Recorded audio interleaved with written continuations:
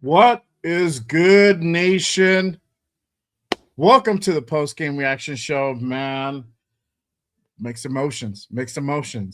But we're gonna go ahead and get into it. Y'all already know what time it is. I appreciate everyone pulling up. I got a little treat for everyone for the nation. I'm about to go ahead and debut a new Just Raiders intro. I hope you guys like it. Let me know in the comment section. Let me know in the chat. Here we go. Let's go ahead and kick this thing off.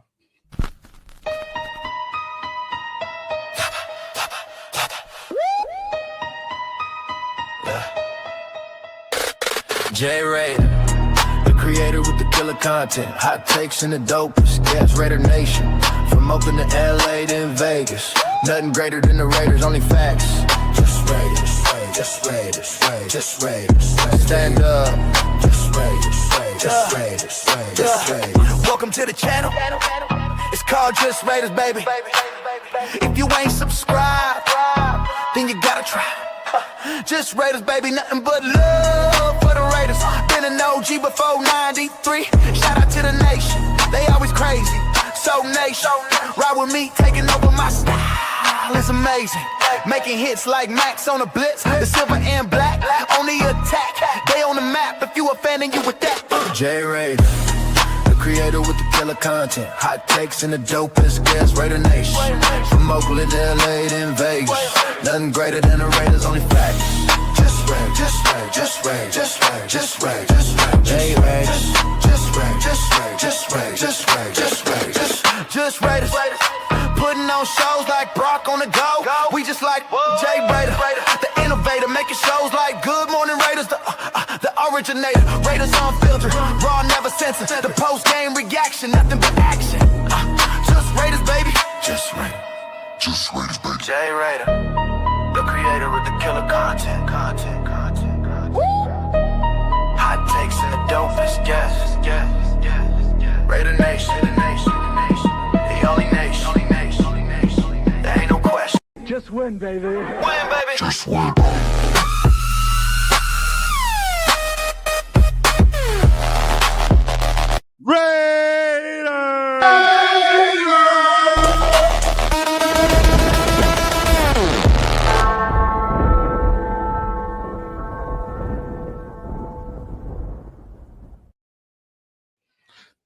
That is the new intro from your boy J Raider, Just Raiders, the new intro for the post game reaction show and Raiders Unfiltered.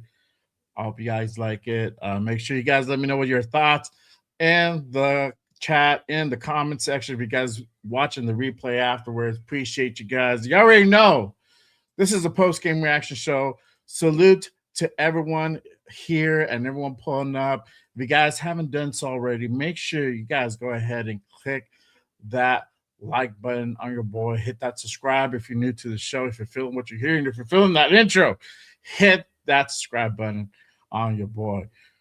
We're about to go ahead and do a damn thing. You know, a game like this, a game that we just went ahead and played for many implications. I can't do this show alone. This show is not only therapy for the nation, but it is a voice, an extension of the Raider Nation. So I gotta have multiple sides to this, so you already know. But let me go ahead and bring out my guests that are chilling backstage. Let me go ahead and pull up my guy Raider Primo in the building. Salute my guy. Appreciate you pulling What up. is going on, nation? I'm back. We got some back. things to talk about. We got some things. I'm to back talk too, bro. I took a little mini vacation. I was on with Jeff on Friday for his last Friday Night Live. I hope to go ahead that's and great. send that off. With the holidays running around, with work, it was kind of hard to really stay in the loop with some content. But hey, I'm back. Holidays are starting to wrap up with work, so I'm starting to get back into the swing of things. Glad to have you back, brother, for sure, for sure. And I got to go ahead and get my other esteemed guest, my guy, Raider Will, in the building. You already know. He was with me on the Friday show. On the last Friday night pull up with my guy, Jeff. What's good, brother? You already know what it is, baby. I'm right here with Jay Raider, the creator. I've got my boy, the Primo. And after taking a BTA in the toilet bowl, baby, I'll be like, hey, what are we doing, Raider Nation? Positioning ourselves for that first round draft pick. I'm going to say this. We finally got this. The number one pick. The number one pick, y'all. There you go. There you have it. It is official. Raiders get the number one pick. We're gonna go ahead and get into it. Y'all already know, man. But hey, that song, bro. I wrote that song. It took me a while to go ahead and put together. I wrote about 95% of those lyrics. But yeah, hey, I was feeling it. Y'all could have seen me in the backstage. I was over here getting. I go through hundreds and hundreds of. I don't know how many songs I went through. It. Me, the wifey too. We're going through different songs, and she's like, I wanted to. It should sound like this, and she's like, okay, let me do a little bit more West Coast flair to it, and then this is what it generated. I got an alternate version, but this one is it hits. It hits for sure. But yes, sir. Let's go ahead and kick this show off. Again, Raiders lose another embarrassing loss. And we're talking about it backstage that we didn't think, we knew that this game was very unlikely for us to go ahead and come out with the win at the end. But the way that we went out and lost this game, it's a little bit surprising. I called it. I'm gonna be honest. I'm gonna eat crow. I called it a closer game than what this was, but Raiders get fucking spanked again, 34-10 in fucking Vegas, in front of probably like a 60% giant crowd. The Tank Bowl, in other words, as many have dubbed. What are you guys' thoughts? We're gonna go ahead and get into the box score in just a bit. But again, Raiders now officially fall to 2-14 for the season. But 34-10, this score. I mean, I'll start off with Primo. What did you think when, as the game was progressing? Because we knew that this game was not going to be a pretty game. At least I figured it wasn't going to be a pretty game. There was going to be a lot of mistakes. Most teams are going to kind of look like shit coming out the gate. And it kind of started that way, but then it just became worse as the game continued. I'm like, okay, you guys can stop fucking around now, it's better a little bit. It's better than 3-0, Vikings and Raiders from a few years ago. I believe we remember that game. So it was entertaining if you're a Giants fan. And if you're a Raider fan, depending what you want, draft wise, we'll leave that for later. But in actuality, I was thinking to myself, we're all talking about Tank, Raider fans, Giants fans. The thing about these players, they're not going to go out there and purposely lose a football game. They're not. They're going to go out there, play their lives out, especially with guys like Max out, Brock out. You got a lot of these young guys like Cedric Jackson. You got Snowden out there. You got a lot of young guys out there that have a chip on their shoulder that not only are probably playing for future contracts, either with the Raiders or other NFL teams, they're going to play their hearts out to still get your ass handed to yourself. Playing 100% against the worst football team in the NFL. Y'all ready? Preach. Y'all earned the first overall pick. Y'all wasn't gifted it. Y'all wasn't handed it. Y'all earned it, because I thought it was going to be a game like the Titans, where it was going to be, like you said, kind of bad football from both sides. Right. We kind of took the advantage in that game against the Titans. I thought it was going to be some sort of that. I had a low scoring, 14-10 loss that I thought it was going to be an ugly, ugly game. But no, the Raiders, I tell people, the Raiders don't need a tank. The Raiders are just a bad football team. They will find ways to lose. That bad. Geno Smith, who are you throwing it to? I mean, hey, keep doing what you're doing, brother. But my gosh, you're throwing it right to the defender. You're throwing it to anything else other than a black jersey. 17 INTs on the season. I've seen bad quarterbacks play for our Raiders. Bro, Geno is up, and he's only played for one season. He's up there of being one of the worst quarterbacks I've ever seen play in a Raiders uniform. And hey, is Tom McMahon back? Like, you know, right? Like, because that whole bro. Hey, Will, you said in the pregame you could have ran through that. I think any of us could have ran through that. Like, did the Raiders kicking unit go to the sideline? Like, because bro, all I seen was Carlson out there. Like, I can get him. Like, hey, Carlson, bro, don't pull a hammy now. This game got ugly. Like, I think the kick return, Jay, is where this game swung. Like, the Giants away, like the momentum was all on the Giants. The Raiders were not going to come back into this game. I would have been surprised if they did, but it got right when that kick return for a touchdown happened for the Giants. That game was over, and it got ugly real quick with Geno capping it off with another INT later in the game, and the Giants scoring another touchdown later in the game. It got ugly, and Giants fans are once again, like every opposing fan base, they're partying up on the Strip while Raider fans are just drinking their hopes away on the Strip. So it was an ugly game, very, very ugly. Oh yeah, for sure, 100%. Will, what are your thoughts on Vamos verga, bro? That's what my thoughts are. I already told you. Oh, we suck. Let everybody know. This is the worst part, all right? I told y'all in the pre-show. I'm over here talking with Primo. Primo's like, bro, hey, these guys are giving maximum effort. Bro, if this is maximum effort from this team, we just suck. Mm-hmm. And at the end of the day, bro, I'm going to tell it like this, right? We didn't run the football. Pete Carroll is lost in the sauce. Like, bro, he's over there looking for some neuro gum or something to get his fucking Alzheimer's back. Because I'm telling you, bro, we look lost. Guys are running wide open. Yeah. Wide open. People are not like literally Ashton Genty, 16 carries, 60 yards. Pathetic. No accountability. Geno Smith, bro, is looking to the right and throws it in the middle of the field. Not even checking, like, he's not going through his progressions, bro. He's trying to, like, look at or imagine people open. I'm like, and then when you see guys wide open, he hesitates, steps up in the pocket, and then double pumps it. Bro, we're fucking pathetic. And at every single stage, I'll be like, Primo just said it.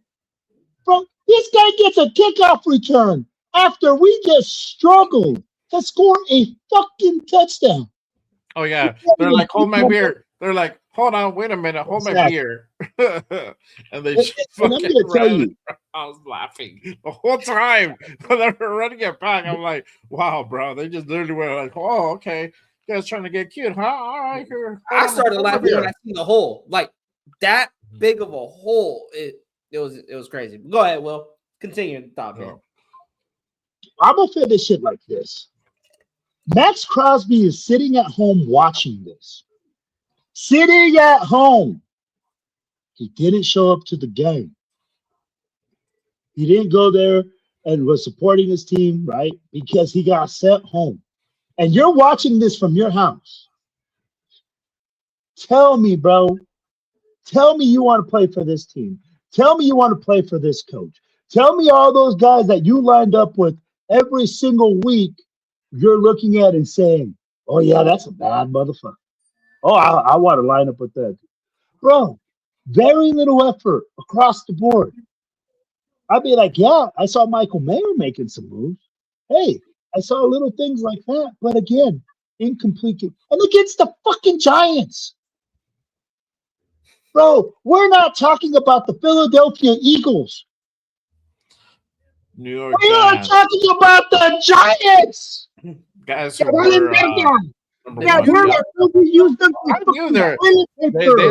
they're better than what they appear on paper, bro. I already knew Of that. course, because they played the Raiders. Because they played us, and everyone they play us look like a Super Bowl contender.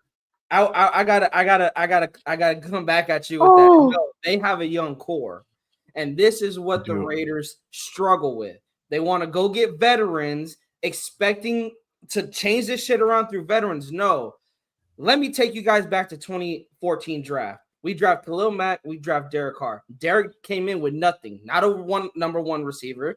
He had Rod Streeter as his number one receiver. He had probably the worst O-line, better than what most rookie quarterbacks come into. I will say that, but he also had a terrible run game that ranked 32nd, dead last during that season. They finished 3-13, but what did Derek Carr give us? He gave us hope, and that is what Jackson Dart is giving the Giants. He's giving Giants fans hope for the future. Cam Scatterboot, Malik Neighbors, Jackson Dart. They got three foundational players on that offense. They got Abdul Carter and Dexter Lawrence on that defensive side of the football. They got core players, foundational players that they can build around. And this is where this man an applause right now. Give this man an applause right now. Because that is 100% factual. We're sitting here. That's where the Raiders go. Shit. I'm just saying. I'm saying that 34-year-old Geno Smith, 39-year-old now, because the motherfucker looks running scared, looking like fucking dirty rascals. Like 49, bro. Yeah, for sure. He looks like a mad scientist. He takes off his helmet, and I'm like, yo, bro, the Raiders done fuck Geno up. Yeah, like, I'll get back. What the fuck am I gonna break my hair for, bro? For this shit? Yeah, I think so. We're gonna go ahead and get into the box score in just a bit. You already know. Before I do, I'm gonna go ahead and acknowledge chat. Real quick, Will, your mic was popping a little bit. I don't know if you want to go ahead and adjust it while you were talking. But in the meanwhile, before I get into the box score, you already know I gotta go ahead and acknowledge chat. Again, appreciate everyone pulling up and rocking with us on this post-game reaction show. Real quick, shout out to my guy, Robert Pena in the building. He's just draft baby already, man. The retired peak. You already know. Shout out to Armando Guzman in the building. Salute, brother.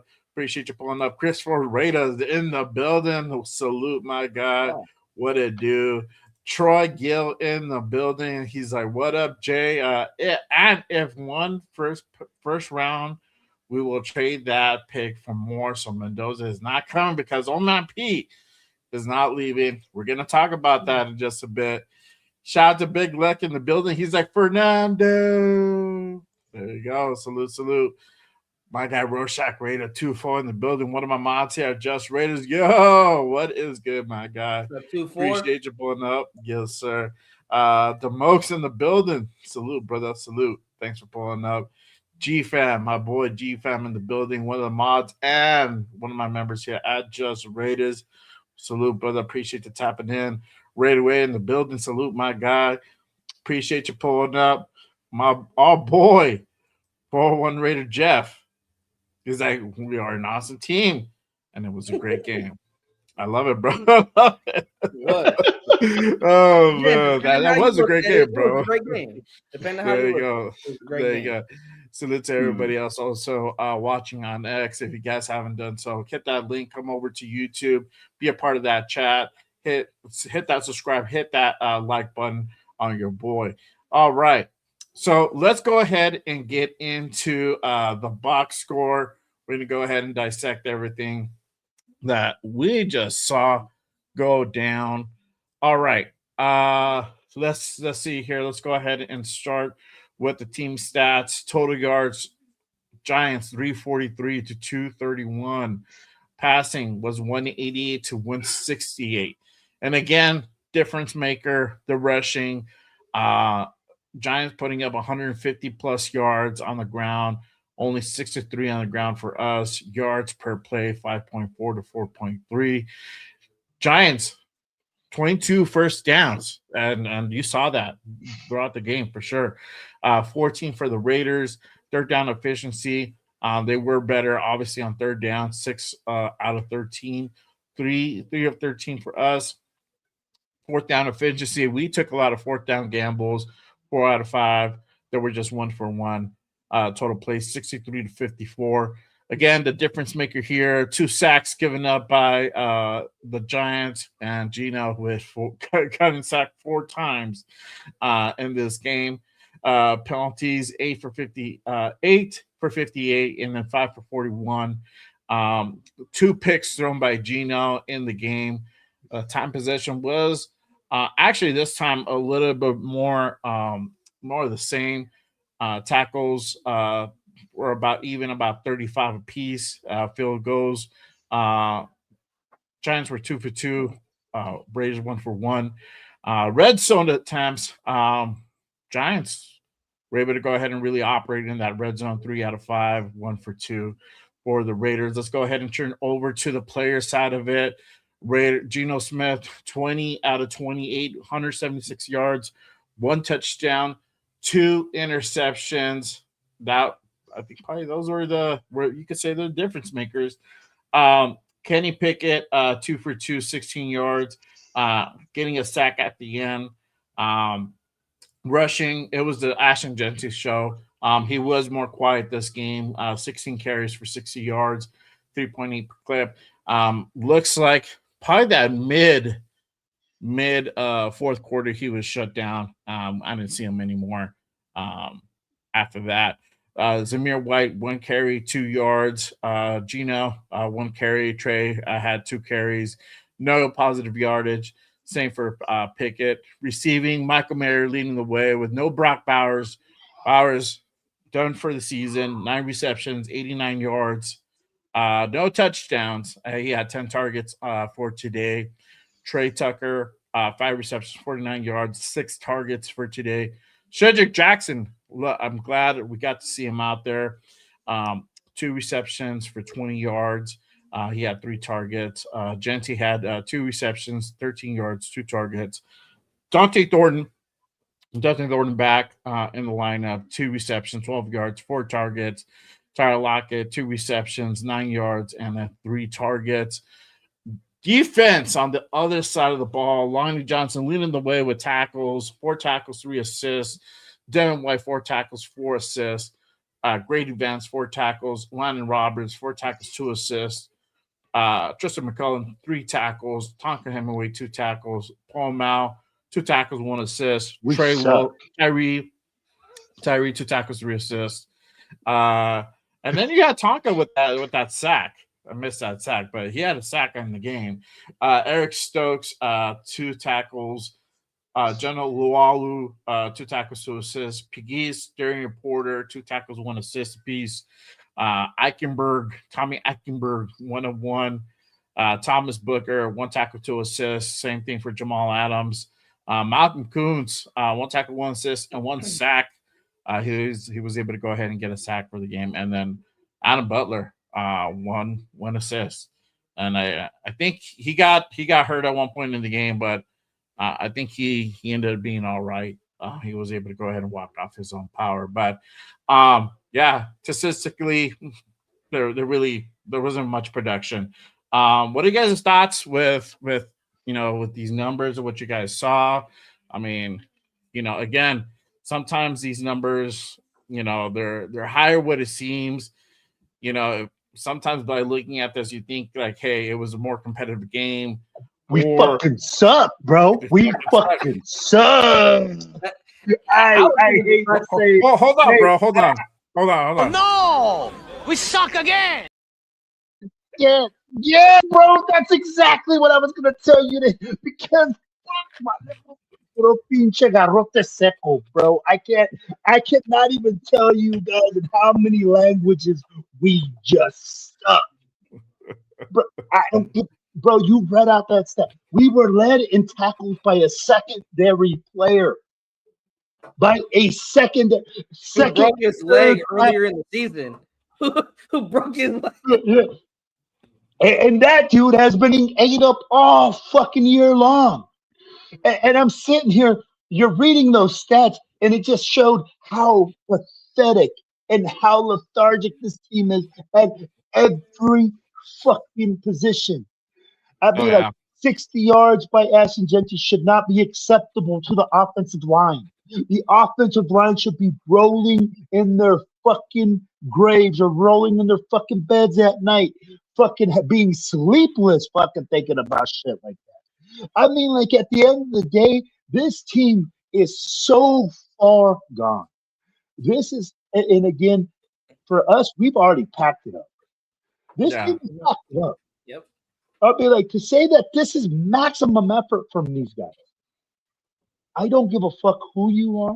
You're either being coached like shit, your game planning is shit, and coaches haven't performed to any fucking ability, guys. Not one. Okay? I don't see anything that we can hang our hat on. We don't play good defense. We don't strike fear into the offense.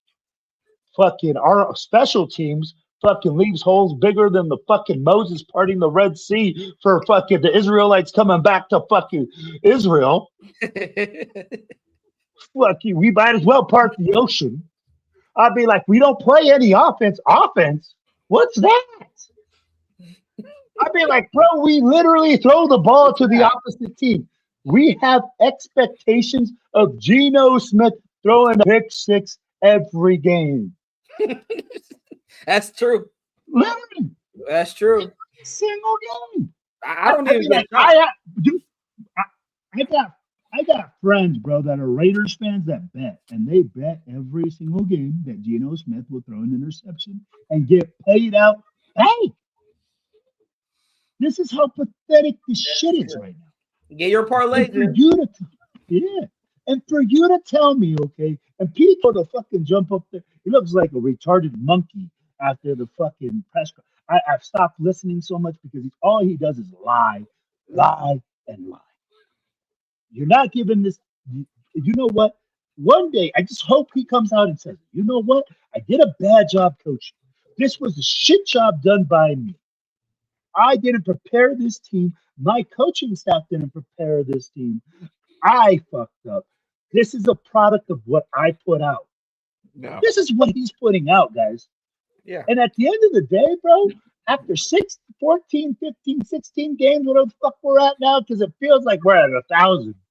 I feel like I just been taking belt to ass every single game this week. Yeah, you gotta take your weekly ass whooping, bro. That's kind of how it goes. You know? Literally. And then we come on these, and then, hey, what do we get told? I hope Raider Nation shows up so they can really get this belt to ass in person and really get behind these teams getting fucking whooped. Bro, I don't care. Fuck Pete Carroll. You don't want to, he wouldn't pay to come watch this. So at the end of the day, what we need to say is, okay, this team is a total wash for this year. If Pete Carroll comes back next year, guys, I don't know what the fuck to tell you, but we got to move back in the draft. We don't need the number one pick with Pete Carroll. Oh, yeah. If Pete Carroll is here and you get a Mendoza or a Moore, you can't. You're not gonna. Oh, we're gonna have Jamarcus Russell 2.0 with Pete Carroll at the helm. Yes. He said it himself. I'm not a developer. I'm not here to develop players. So at the end of the day, man, and I see it at every turn. So I'm concerned. I mean, like, we suck, bro. I just gotta say it, bro. Yeah, we freaking every team should line up against us to change their season and get their freaking fans hyped up. Because after you play us, ticket sales will go up because you're gonna whoop the shit out of our team. Kansas City's gonna end up on a high note. We should be the fluffer to those teams that are getting ready to go to the playoffs, bro. You know, that's exactly what we are, ready, bro. We get you ready to perform. We're the fluffers of the NFL. We get you primed up to play the next week. They're gonna send. They're gonna send the Raiders to practice. They're gonna send the Raiders to New England to get New England ready while they're on a bye. Yeah. They're like, hold on, bro. Yeah. Where they going? I'm like, yeah, don't worry about it. Practice. We're gonna do another joint practice. Yeah. They're gonna handle some stuff. Yeah. Exactly. Yeah. It's sad. Yeah, man. It is sad. But I guess I don't know. You could look at it a different way. It kind of add insult to injury. There was some injuries in this game, and I want to go ahead and pull this No up. pun intended.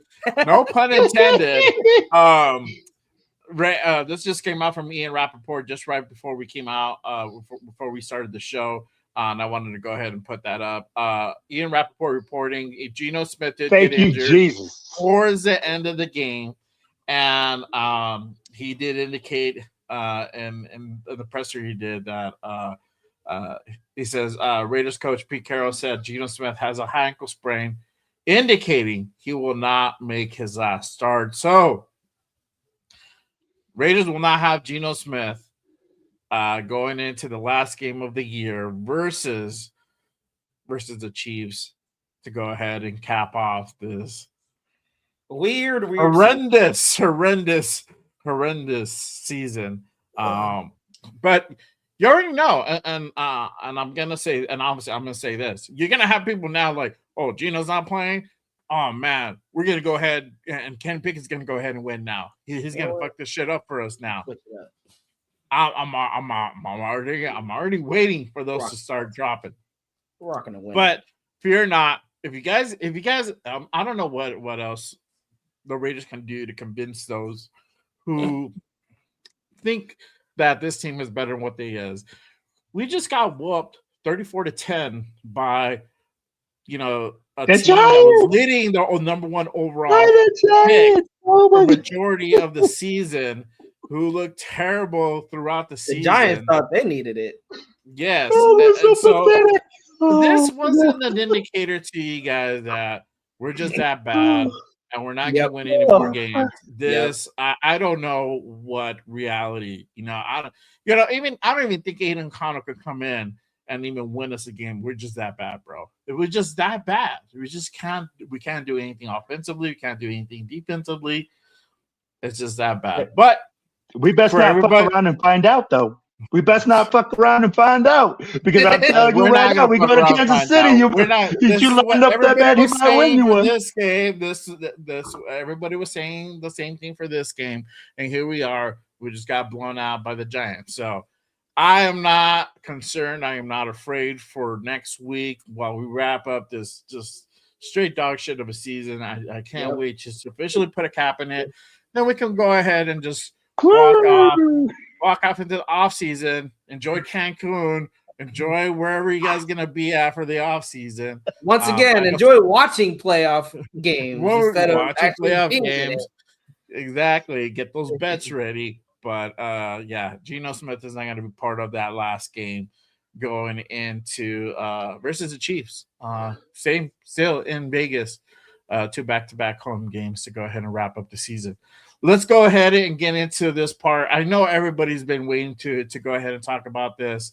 Let's go ahead and just get into this, making it official. Raiders, again, now have the number 1 overall pick by losing to the Giants. Want to talk about it. The number 1 pick. Hayden, love it. We got the number 1 love pick. It. So that's where we at. Let me go ahead. Hey, we're rooting for first overall pick securation instead of a playoff spot. Let's go. The life of a Raiders fan. We're happy. Take it down. We got to take it down. We're number 1 at something. We have the number 1 overall pick, and this is the shit. And it was funny. I laughed, but I was also mad when the commentator said this is the second time that the Raiders would have the overall pick. Last time being, Jamarcus Russell. Like, do you want to get Raider Nation mad at you?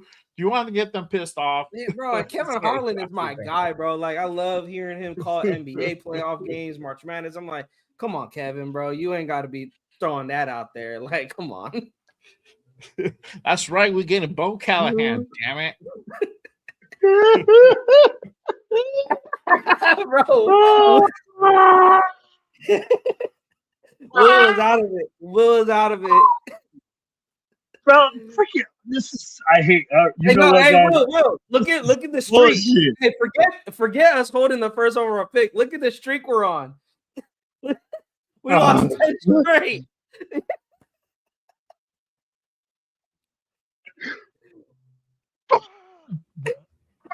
All right. Oh, All right. this is the okay. I froze a bit. I froze. My bad. I froze. Shout out to Gravy. My guy Gravy. He says Caleb Downs is my pick. Salute, fellas. Hey, appreciate you pulling up. Salute, my guy. Hey, Ben, thanks for rocking with us, man. But yeah, how does everybody feel? I put up a poll on each of my streams. I asked everybody, how do you guys feel about the Raiders having the number 1 pick? Yes, I'm excited. No, I hate tanking. Should have won. Currently on the regular horizontal stream, it's 100%. 8 votes casted in. Vertical. 83% say they're excited. 17% say no, I hate tanking. Should have won. With 18 votes casted on that poll. So if you guys haven't done so, go ahead and head on over to the polls, cast your vote. Let your voice be heard. And if you guys are on X, you guys got to head on over to YouTube to be a part of that poll. So hit that link. It's in the chat. Come on over to YouTube and be a part of that poll. But all right, we didn't think this was going to happen. It hasn't happened in a long time, right? Almost 20 years. Now I think it was like 8 years ago that we had the last time we had the number 1 overall pick. This would be the second time in franchise history we would have the second the first. Hey, we're terrible. Pick. When we ain't that terrible, hey, we got to take the positives. Take the positives. Holding the first overall pick. Wow. Okay. Fuck, bro, I can't even be positive about this. I already told you in the pre-show, bro. I got jerseys that my dogs now wipe the booties on with our first round draft pick names on there, bro. You got David Arnett, you got Cleve Farrell, you got Abrams, you got freaking Jamarcus Russell, we got Darius Hayward Bay. I'll be like, we can keep lining these names up, bro. And I'm telling you, brings me no happiness at all. The reason is because we're so bad at drafting. And then Spytech hasn't shown me any different. Yeah. I mean, like literally. And then we don't have the coaching staff to develop them. I mean, like, and I told you, Primo, I love the idea of grabbing a quarterback and having like that, pieces around him. Yeah. Bro, we draft a quarterback right now. That kid is going to be fried chicken. I'll be like, hey, I'm going to tell you right now, every defensive line, barbecue chicken, baby. Because with that offensive line, we are terrible. And yes, I get it. We can make upgrades to the offensive line and all this. But guys, we're looking so far into the future, right? We still haven't hit free agency. What are we going to do there? Yeah. If we don't address a lot of this stuff in free agency, and tell me what player is going to want to come here, bro? What player is lining up to say, oh, I want to be a Raider? Fuck, I want to be on the suckiest team in the league. Every fucking year, I want to be a loser. No, bro. Tell me what we're going to sell. Who's going to coach me? Brendan Carroll? Woo! Brendan Carroll, my fucking offensive line coach? Fuck, I might as well go sign up for freaking sell hamburgers at McDonald's because that's where I'm going to be after a couple of years. I'll be like, look at Dylan Forsythe and DJ Glaze. I'll be like, they're handing out sacks like fucking kids hand out freaking Scooby snacks. I'll be like, at the end of the day, bro, it is what it is. I'll be like, we have a lot to work on. And for us to say that what if the number 1 pick is going to solve all this? No, man. I mean, like, I already said it. I'll be like, and then Pete Carroll being here, that scares me to death, homie. Yeah. I'll be like, what are we going to do then? And people are saying, oh, Pete Carroll is not going to be here. How do you know that? I'm like, are you in that room? Are you talking with Mark? Are you being Mark's go-to guy? Unless you're right there, then shut the fuck up. Yep. Because at the end of the day, we don't know that, you know? I'll be like, hey, whatever they decide, it's going to be huge. It's going to have huge magnitude. Because if they decide to keep Pete, that means Geno Smith's going to be your quarterback next year. Yep. Now, do they decide to draft one? I don't know. But there's so many things at play right now that it all hinges on if the old fart decides to step away or what happens. And this is why I'm so pissed off, man. Oh, it says upgrade. I can barely hear you now. All right, hold on. I told to turn it down. Go ahead and fix your mic. Don't worry, we'll get back to you. All right. Let's get into that talk. Let's get into the draft talk, right? So, I mean, there's a lot of variables that we have to go ahead and consider. We still have one more game to go ahead and finish this ordeal and wrap up the season. And Black Monday is really going to be that Black Monday week is going to be all eyes on the Raiders, on their future plans, on what they're going to go ahead and do with this coaching staff, right? We've heard rumors that Pete's going to be on his way out, right? Looks like they're going to go ahead and kind of clean sweep the coaching staff. We're hearing rumblings that he's going to given another year to go ahead and operate, right? So whatever way it's going to go ahead and turn, right? And I have my opinions. I don't think Pete should get another year, but if they decide to go ahead and go the other way, that changes the outcome on what we're going to do with this number one pick. To Will's point, that is partly true. Like, there's no real coaching staff to go ahead and really cater and groom and develop a young quarterback, whether it's Mendoza, whoever you guys are going, whoever is your favorite. There's no real infrastructure to go ahead and do that. My thing was bring in Chip Kelly. That was probably the direction that we're going to go. It probably would have made sense if we would have drafted a quarterback probably in the first round or early in the first 3 rounds. That kind of would have made more sense. But Chip Kelly's gone. We know that experiment didn't work. So whoever's going to go ahead and come in has to go ahead and keep that in mind. But if it's Pete's here, quarterback might not be on the docket. It might not be what they're going to go ahead and go after. They might trade back, get more picks, and get a guy later on in the first, probably in the second round, third round, whoever that could be. Or they might go ahead and draft another guy in the 6th round again. Who knows, right? Nobody really knows 100%. It's really what they're really trying to think, what they're really thinking of in that front office, right? Yeah. With Mark and everybody else. Yeah. So, it's really about how we really got to really see, again, go through this I can't believe we have to go through this shit again. But we already know, like, okay, we have to get through this last game. Then we'll know the following week what's going to happen with Pete. We'll know if Pete. That Black Monday, we'll know if Pete's here or not. Yeah, and if it's a total rebuild, who's going to go? Who's going to be the candidates? And who's going to be, who's going to really do the hiring process for that? It should definitely be Spy Tech. If it's not Spy Tech, I don't know why we have that motherfucker here, right?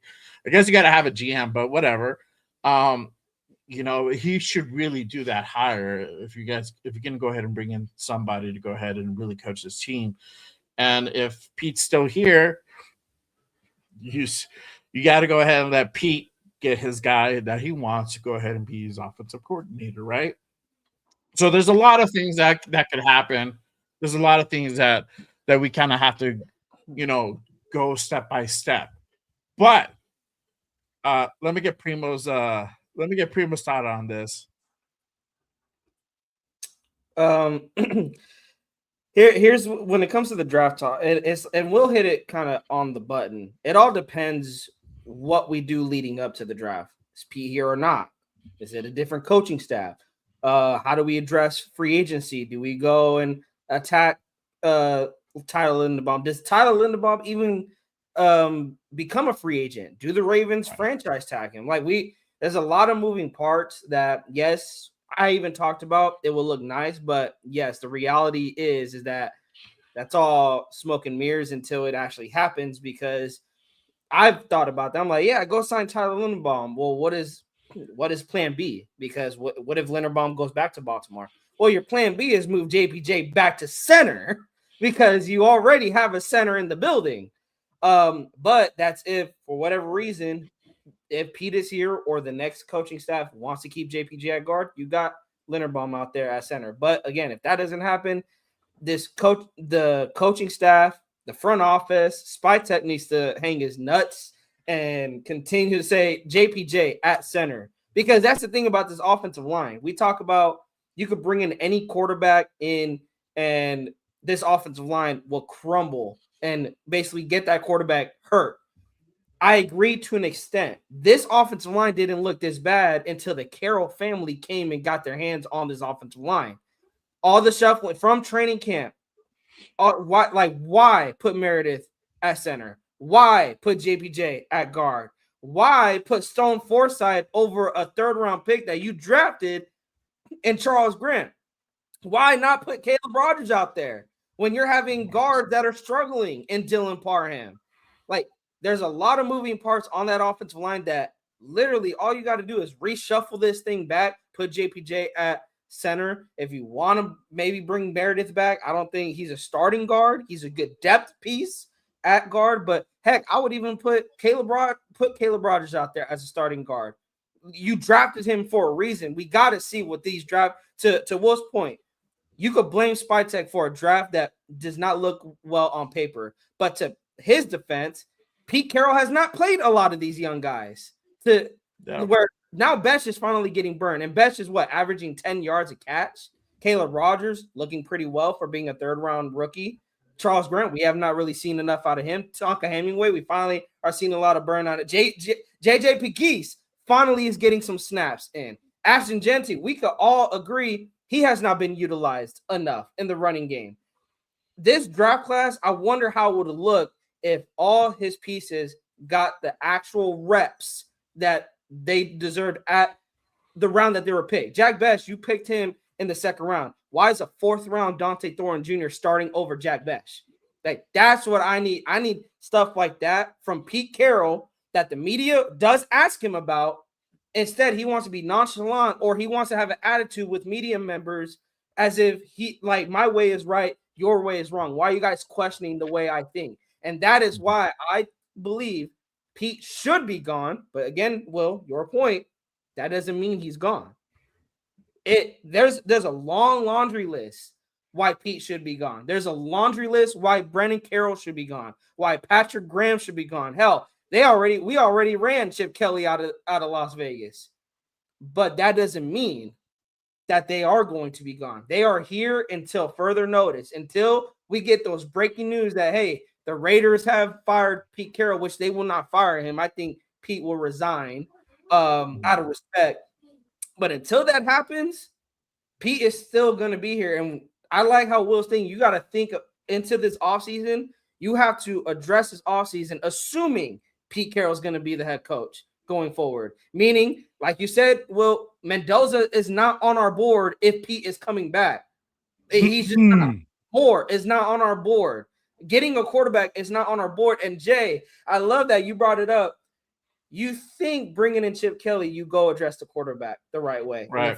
Yeah. I'll take this back. With Josh McDaniels, when he released DC, that's what I was thinking. You release DC in hopes you're going to go address the quarterback in the first round. No, again, we go get bridge quarterback. This is why I'm for going to get Mendoza, is because I'm tired of the bridge quarterback. I'm tired of putting Band-Aids on shit and it's still being shit. Like, I'm tired of that. If we're going to lose, y'all, I'm losing with rookies. Okay? I'm losing with rookies because just then, look at what the Giants, like I said, with the Giants, they got Jackson Dart to build hope off of, Cam Scatterboo. They have a ton of young players. On top of that, if they don't get the first overall pick, at least they may have the second overall pick. They could trade back, gain more draft capital, and even build a team stronger around Jackson Dart. Now, can the Raiders do that?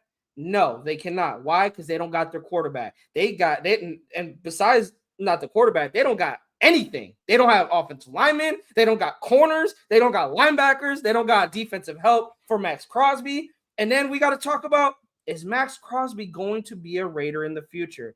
Now, I think he is, but I know people love to bring up the trade talk with Max. But Max is going to be here until he himself says, I want out. I already talked about that in the previous show. The day Max gets traded is Max goes up to Spytek or whoever's GM is like, bro, get me the F out of here. I can't do it no more. I can't do it no more. And I would not even be upset with Max because if all those people that want to trade back and not address the quarterback position, I got to ask you guys this. Can you guys deal with another losing season in 2026? I say that because don't worry, 2027 is going to be better, bro. Yeah, if you want a quarterback in 2027, you're going to have to lose and have another shit season like this one in 2026. Nation, can y'all do that? Can y'all stand another 2-15 season? Hold on. I can't. Hold on, Primo, though. You said you have to go into a losing season. Here's the thing, though. If we do get this number 1 pick, right, and Pete Carroll's there, like I said, there's no fucking way I'm trying to draft a quarterback. I mean, if we do that, this house. But again, we're the Raiders, so we will do some shit that it's probably outlandish. But I will put it like this: I would trade back, acquire more picks, draft offensive linemen, address the offensive lineman. If Pete Carroll was here, and I'm firing the fuck out of his son. I'd be like, that's one thing that it can't be a thing where Pete Carroll stays and he gets to keep all the things that he wants. And then, this is because this is on him too. So at the end of the day, man, what I'm saying is I'm down with the idea of trying to get Mendoza. I'm down with the idea of trying to make this team better. But to say that a Mendoza, to say a young man like that is going to come in and change this organization and make it into a championship contender, hey, man, it's far from that. I agree. And the thing is, if I draft Mendoza, and this is my thought process, I don't think the Raiders are going to do this because they're the Raiders. They're not going to do it. I wouldn't even start Mendoza. If I draft Mendoza, I'm not starting him. No matter what moves I make, even if I get a Linderbaum, no matter what the moves I make, I'm drafting Mendoza to take a seat and learn. And if that means Kenny Pickett, you got to start. Hey, you got to start. If Aiden O'Connell got to start, he has to start. The thing is, you guys, I could live with losing in 2026 if it means we got our quarterback, whether that's Mendoza or we're trying to get our quarterback in 2026. We're looking at Bo Nix fighting for the number 1 seed right now with Drake May, another young quarterback. Like that's the proof all you need, bro. That's the proof that you need. Young quarterbacks take over the league while we sign the Geno Smiths, the Jimmy Garoppolos, have Brian Hoyer starting for us at one point. Like, I'm tired of these old, like us going to get old heads and then drafting mid rounds. I'm not saying Mendoza is your savior or even Dante Moore, but you need some answer, whether that's this quarterback class at some point, or next quarterback class. You need to draft a quarterback in the first round or at minimum second round.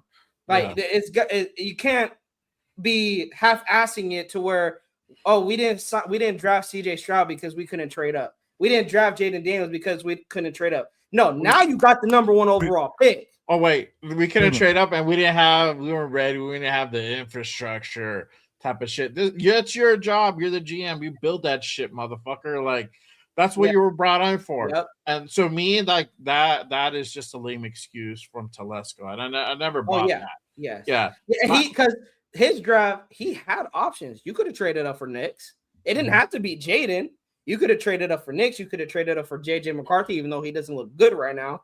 I'm just saying, at that time, you had the opportunity to go get a quarterback, and you didn't. And I know a lot of people say, well, what if they didn't like the quarterback? Well, how many drafts are you going to pass up on a quarterback before you like one? You're not going to know if you struck gold without actually putting that axe down into the ground. Like, now I understand we got to build around our young quarterback. This is why I say you need to sit Mendoza. It's just tough because you're right. Well, there's more than a quarterback that this team needs, way more. And it's like, with the first overall pick, what do? Do you trade back, gain more draft capital? You could do that. But then are you guaranteed a quarterback that you want in next year's draft, which you could then package those picks up and trade up in 2026? But I believe I seen a scenario out there. If we traded with the Jets, that we would get their 2 picks that they traded for this year in 2026. So essentially, I think we would have 2 2026 first round picks and 2 2027 first round picks. I don't quote me on that, but I think that's what it will look like. Well, it's a sale. It's a sale at the end of the day. It all depends on what Spytech wants and how desperate the Jets are. And if the Jets are that desperate and they're willing to go ahead and give up those picks, hey Shay, give me Garrett Wilson, bro. Hey Shay, give me Garrett Wilson with that. Give me a number 1 receiver. They'll be like, no, fuck that. We don't want to do that. Like, we'll give you this and we'll give you that. And, and then at that point, it's on Spytech to be like yes or no. Yeah. So it's all a sale. At the end of the day, you're trying to pitch these guys like you're doing a dance, right? And you're like, hey, this is. Let me hear your pitch. Let me tell you what we're really going to go ahead and ask for. And we're going to try to meet somewhere maybe in the middle, but I'm still going to go ahead and fleece you. If I feel like you're that desperate, we're going to fleece you. And that's the way it should be. You can't knock teams for doing it. My whole thing is this, and I want to go off and I want to follow up to what you said with the whole, wait for 27. That's the thing. We said that last year about let's wait for 26, so-and-so is going to come out. And yada yada, right? Archie Manning is going to stay in school. Drew Lar has regressed. He's not the same type of dude that he was a year prior. So this draft class is probably slightly worse than last year's. So what is looking like the trend is probably what is looking towards is that the quarterback draft class is not going to be a whole lot good. They can probably going to be slim pickings, and it'll probably take a few more years while you get, these quarterbacks to pop up, right? So most likely Mendoza is going to go ahead and declare. We don't know about Dante Moore.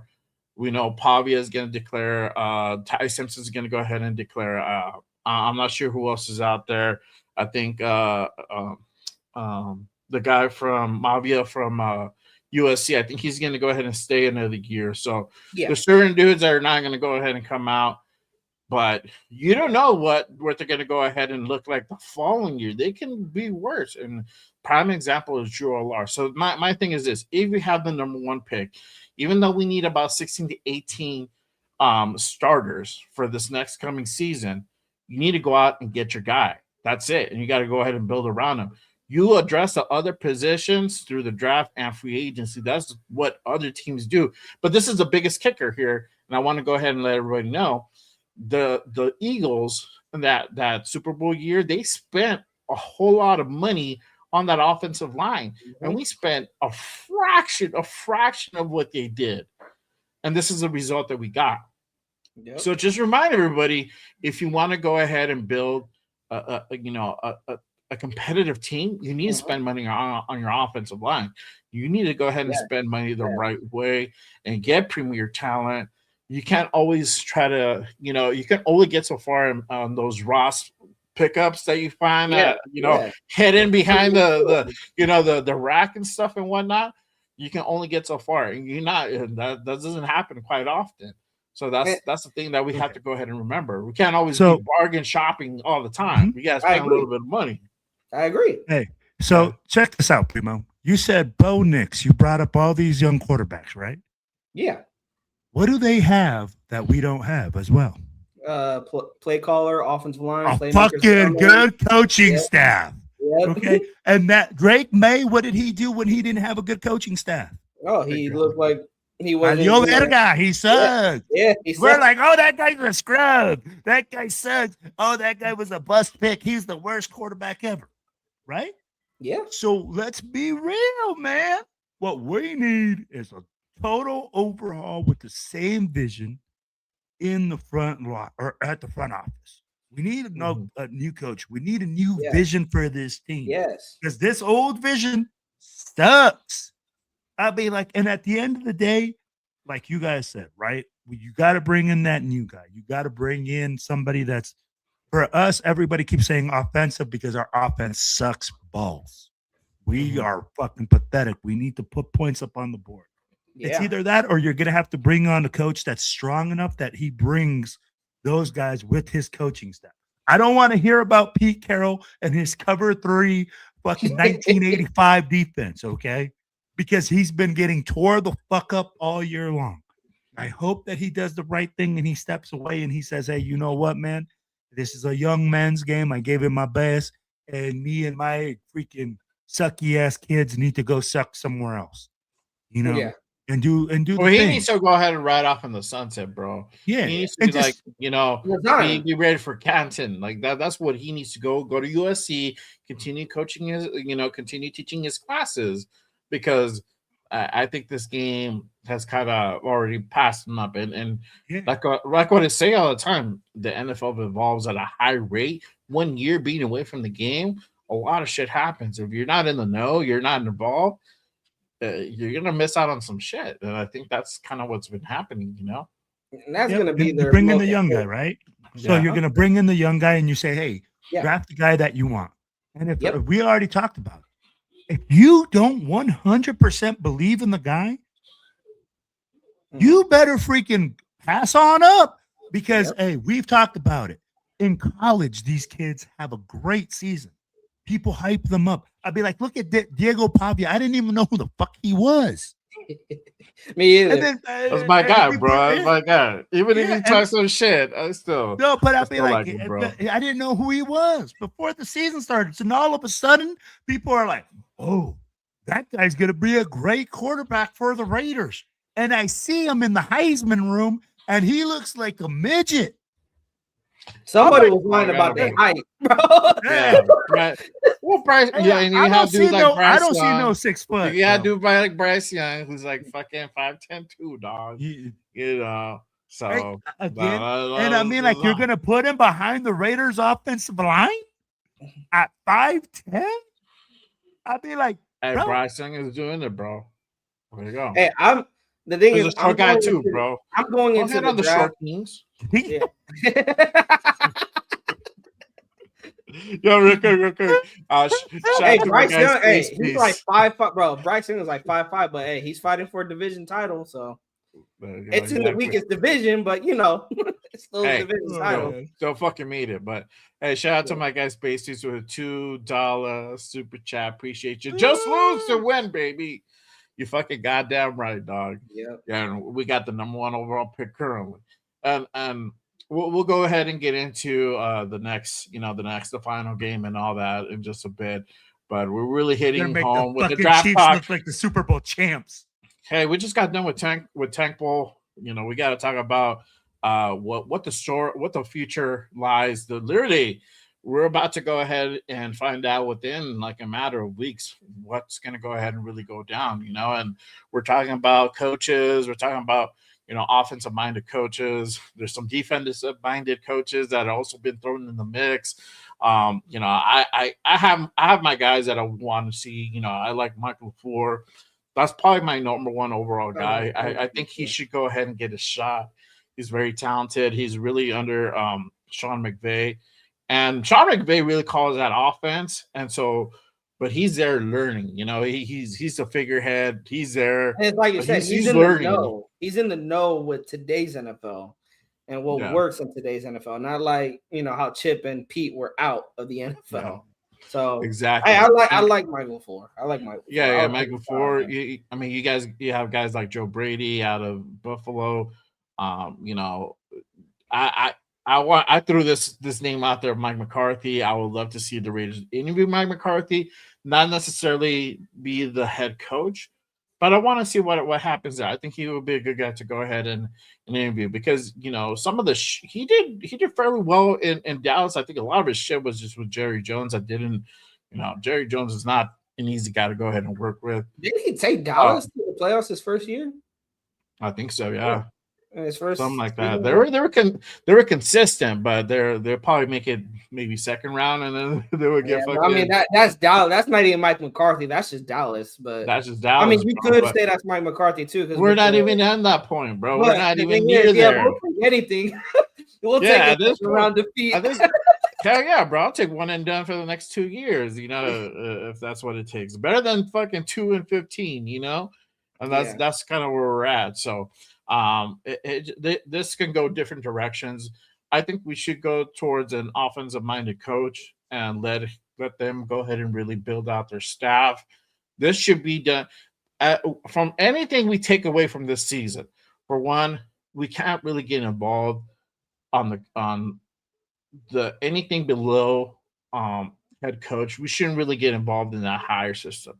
It should really be the head coach to go ahead and make those hires, right? Yeah.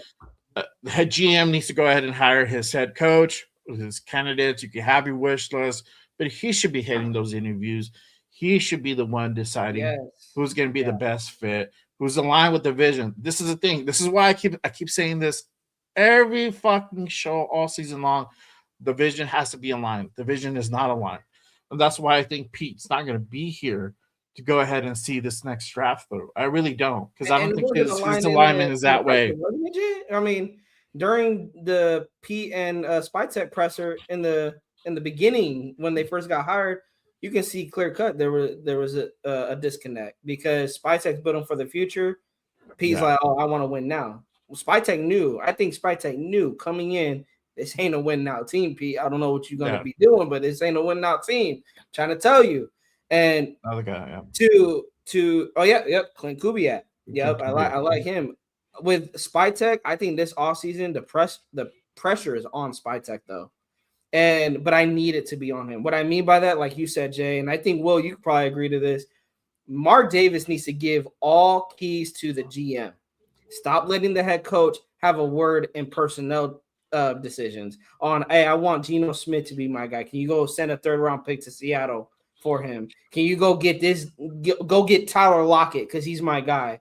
Go get Stone Forsythe because he's my guy. When clear cut, Stone Forsythe is the worst tackle in football. I don't know how he's on the 100%.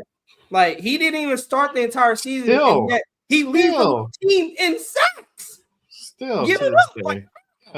Like you didn't even start for the Raiders the entire season, and you lead the team in sacks given up. How is that possible in Stone Forsythe? So, Mark Davis, what you're going to do is first you're going to go give Spytek the keys, and then second, you're going to take your little Golden Girls, go to the Bunny Ranch with Jimmy G, and stay the fuck away from the Raiders. Please, let Spytek be a GM.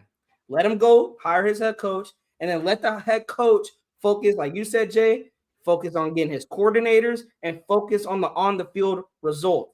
We don't need no head coach getting involved with the front office. We did it with Gruden. We did it with Josh McDaniels. And it seems we're right back to it with Pete Carroll. That has never worked. I don't know why Mark Davis keeps giving all the power to the head coach. Give the power to the GM. Let him GM. Let the head coach coach. Simple as that. Exactly. One thing is for sure, and just touching back to the having the number 1 draft. I think it's been evident for I don't know how long we need a quarterback. I think ever since even maybe like 2 or 3 years before Derek made his departure, we're already knowing. And the fan base is already starting to get to that point that we need to move on from Derek Carr. Though the Derek Carr moving on talks were starting to happen. I remember just talking to other fans. I wasn't doing any content creation, just going on Twitter, on Instagram, just seeing some of that feed and hearing those talks. And we never addressed that at any point in the draft. And now we had to go through all these journeyman quarterback and trying to see if we could find the one that's going to go ahead and make us good again, right? Yeah. Or get us off this mediocre plateau. Yeah, we never did that. We regressed, and we were to a point where now we're back at getting the number 1 draft pick.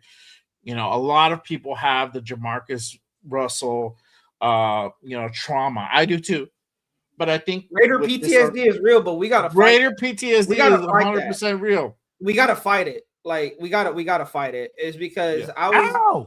How? People, I just listed. I listed. I get 5 first-round draft picks. I got you, but this is the thing. Go ahead, Jay. You have a GM, a smart GM. We know that this guy knows what he's doing now because his draft picks are working out. We know that Jack Bash can fucking catch the ball. He can create separation. He can create big plays.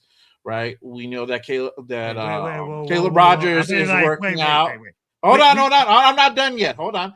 Caleb Rogers came out once he got that opportunity, and fucking he looked pretty decent, bro. He looked pretty good. He needs work. He needs work. This is for sure. But this guy should have been in, months ago, weeks ago. And he got his opportunity late, but he got his opportunity. We don't know what Charles Grant, because we haven't seen Charles Grant. Tonka Hemingway is another one, and we're starting to see his production come about. So there's certain guys that we're asking for more burn, and they're starting to go ahead and fucking produce, right?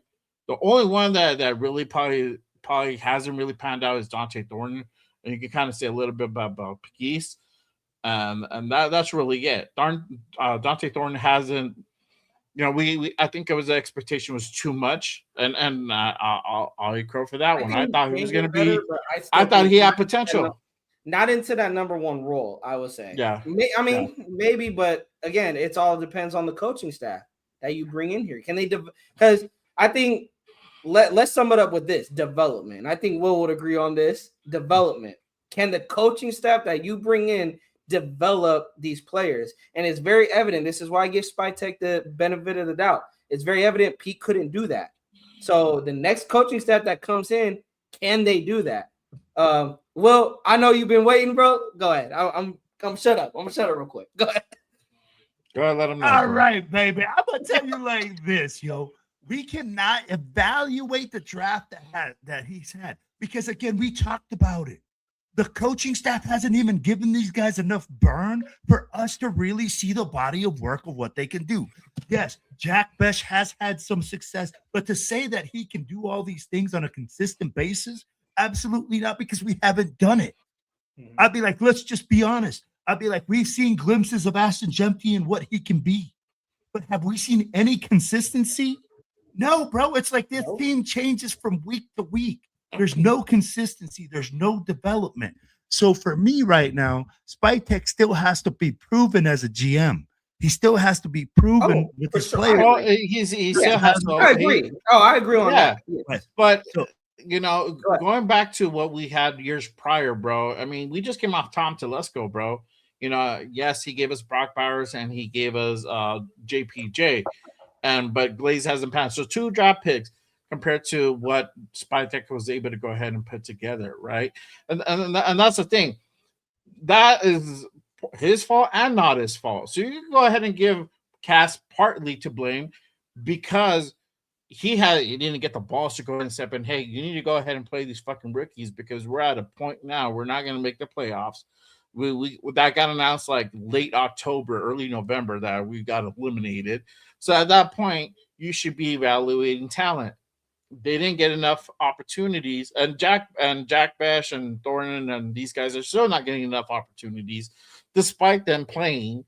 So look at the targets that they're getting. That only goes to tell you I get it. Tell the story, but there's something there, and that's what everybody was wanting to go ahead and see. Like, what do we have there? And a lot of things were proven right. There is something there with Caleb Rogers. There is something there with Jack Bash. There's something there with Ashton Jemke. You're right. We've seen flashes. It's inconsistent. It's a different team week to week, but there's something there. And so these picks are working out, bro. And that's the thing. I think with having him at the helm, whether Pete's here, if Pete's here, things are going to be different. If Pete's not here, I feel confident he's going to go ahead and be able to piece together a team and get the right pick to go ahead and lead us, back into at least being competitive, bro. That's what I want. I don't even want greatness at this point. Right now, get us competitive, or we don't look like straight hot dog water, bro. Week in, week out, dog. You know what I mean? But so I think you're actually being very positive, Jay. I'm like, I feel like you're being very positive right now. And I'm like, hey, I'm a shit in your cereal. You can shit in my cereal all you want. It's not gonna do anything. I'm gonna still tell you what I feel. So here's my thing, right? Like, here's the thing. I hate the fact that we were saying, hey, you know, we're looking at these guys and saying, Jack Bech, man, I hope that he really does pan out. I hope that we see a lot of things out of him. But for right now, bro, I'm not sold on him being in the second round. Is that at that level, right? I love what we're doing with Carlos Rogers when he goes in there and he's doing his thing. I know he's not the best, but he's learning, he's improving, he's doing his thing, right? But is it because our offensive line is so freaking bad that we have a guy that was drafted in the third round that the coach said he wasn't even ready till week 15 or week 14 to come and play, and all of a sudden he's playing like our best guy? Huh? You know, I mean, what's that a testament to? Is that a testament to how bad the offensive line is, or your coaching staff can't develop players? Exactly. And that's why I go back to the coaching staff. I give Spytek, not excusing him. Again, he still has a lot to prove, but I give this year a pass because 100%. This coaching staff, you couldn't really evaluate his draft board 100% because of the coaching 100%. Staff. So I agree with you. Even, hey, I say Jack Bech. I bet he's still a wide receiver 2 in my eyes. Can he be that 1? Maybe, but I don't think he was ever drafted to be 1. And he was always drafted to be that Jacoby replacement. And that's why Jacoby's in Jacksonville and Bech is here. That's what it is. We still need a wide receiver 1. We still need to go ahead and address a lot of things. But I think given the opportunity, I think Spytek will go ahead and surprise us on the things that he's able to go ahead and do. Remember, he's still a young GM. He's not a rookie anymore. He's going into second. I think he's going to go into second season. We don't know, bro. Shit could be like all sideways in 2 weeks. I'd be like, everybody got clipped. Everybody got clipped. Everybody got put in the street. Sorry, bro. Like, we got to start this shit all over 100. again. I don't fucking know, you know? Like, it could happen that way, you know? It could be like last year. You know, he'll show up and he'll be doing an an interview, and 15 minutes later, they're going to be like, hey, oh, yeah. Well, they did dirty. Security's gonna walk your stuff to the car, bro. Yeah. You know, like he just got done with the press conference, and the security's just waiting for him to come up the stage and like, hey man, you need to pack your shit. Wants to see you give us your badge. Mr. Davis would like to see you in his office. So hey, it happened to AP. It happened to AP. It did. Damn dirty, the next day. 100%. 100%. Yeah. 100%. Yeah, I can see why you wouldn't be sold in, and that's fine. I don't expect you to be, but at the same time too, it's like there's some light on certain dudes that are here, and I hopefully if there's another regime that comes in, coaching regime, they realize what they actually have, and then they give opportunity to go ahead and nurture that. You know, this team is, for one, whatever's going to pan out coaching wise next year. I'm gonna just tell you guys this: we're not going to be great next year either. We're going to be better than this, but we're still going to be middle of the road team. It's really until 27. I don't know about better, but I don't even know about better anymore. I think it can be better. I mean, that last year. 2-15, dog. You're going to be you're going to win at least one more game. No, we said that for a 4-13 season. Can't get any worse. Can't get any worse. We said that after AP. Worse. God damn it, bro. I'm gonna fucking. But Jay, you're at. I'm gonna run down the street naked, bro. The thing about this, I'm gonna run my backyard naked. There you go. The thing about this draft class, and even next year's draft class, you guys, and I want to tell this to the nation. By year 3, that's when they really got to hit their peak. We've seen it with. I always go back to that 2014, 2015, 2016 seasons. Yes, was it the only winning season and positivity I had in my lifetime? Yes, but it's because 2014 started with the draft. 2015, you added some building blocks to the offensive line. And to Jay and Will's point, 2016, we went all out on that offensive line. The most spent offensive line in 2016 belonged to the Oakland Raiders, because they had a young quarterback and Derek Carr that they had to protect. But again, you guys can do that if your quarterback's on a rookie deal. If you keep paying these guys $37, $45 million, I'd rather give the bag to Linderbaum than giving the bag to Geno. That's just me. I'd rather do that. I'd rather give the bag to offensive linemen than giving the bag to a quarterback who had probably 1 or 2 good seasons in Seattle. I don't even really want to call his second season decent. He led the league in interceptions and is leading the league in interceptions this season. But I agree with Will. The offensive line got to be addressed, and it got to be addressed aggressively. Oh. Spytech cannot go and sign the another Alice Kappa signing. We can't deal with that. I'm gonna tell you like this, bro. You better sign those people because it's about as criminal as Primo wearing that Boston Celtics hat on an All Lakers podcast. All right. Hey, I gotta wear a winner. I gotta wear a winner. I gotta wear a winner. That bro keep trying to catch up. Yeah. I had to wear a winner, bro. I was like, you know what? That beanie wasn't doing it. So I'm like, you know what? Let me rock myself. He definitely wearing a wiener. Even though we took an L today. We took an L today. But hey, we still winning. We still a winner. Oh man. But yeah, hey, just with the draft talk, Will knows where I'm at. I'm drafting a quarterback. If it was up to me, I'm drafting a quarterback. But this is assuming, you guys, for me and Will, this is assuming Pete's not here. Okay. We addressed it we got some offensive line pieces in free agency. Like, let's say Linderbaum is, even if Linderbaum doesn't, you could possibly go look at the Colts right tackle. Brandon Smith, I think his name is.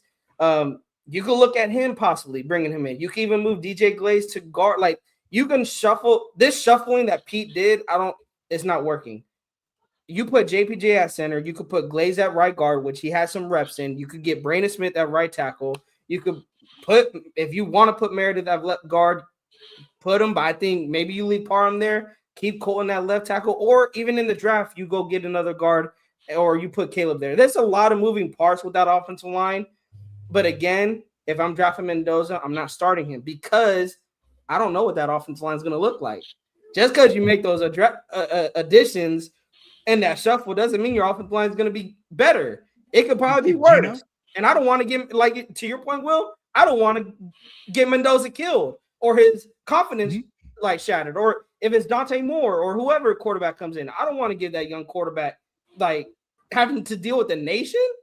Like, that's not 100%. Fuck media. Fuck, bro. 100%. Dealing with Raider Nation. That's, I don't want to do that to them. So, and what were you asking? I'm sorry. Well, I didn't. Do you keep Gino? Do you keep Gino then? I mean, who's your bridge? Who's your bridge? Do you bring in another bridge? Do you keep Gino? Do you keep Kenny? I'm gonna put this up real quick for where we're talking about Gino, and going to what you said earlier, Primo's about paying Gino, right? So this is what his contract looks like. That's just left in 26. So he has 18.5 coming to him in 26, plus another 8 guaranteed. So that gives you that 26.5. That's a drop in a bucket, bro.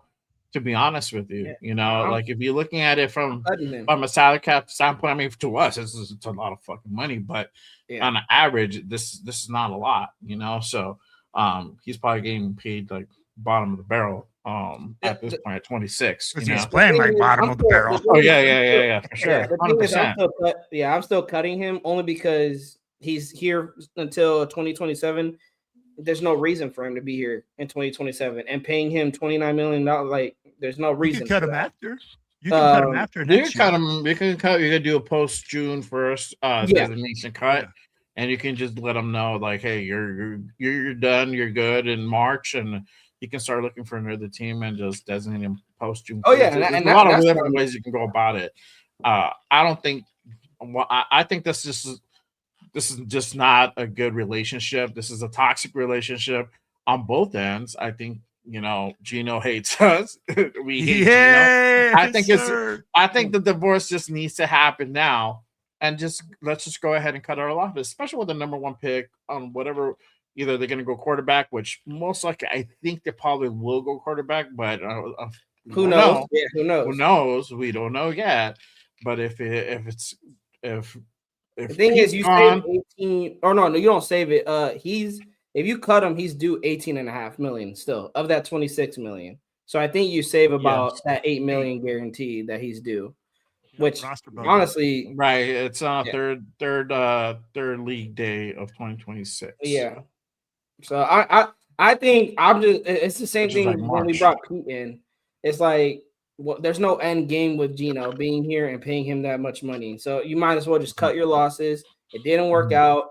And we already know that would tell me, I think it would tell the fan base, we know what direction we need to head into. We need to stop with these bridge quarterbacks and we need to go find our guy in the draft. Now, who's the bridge guy for 2026?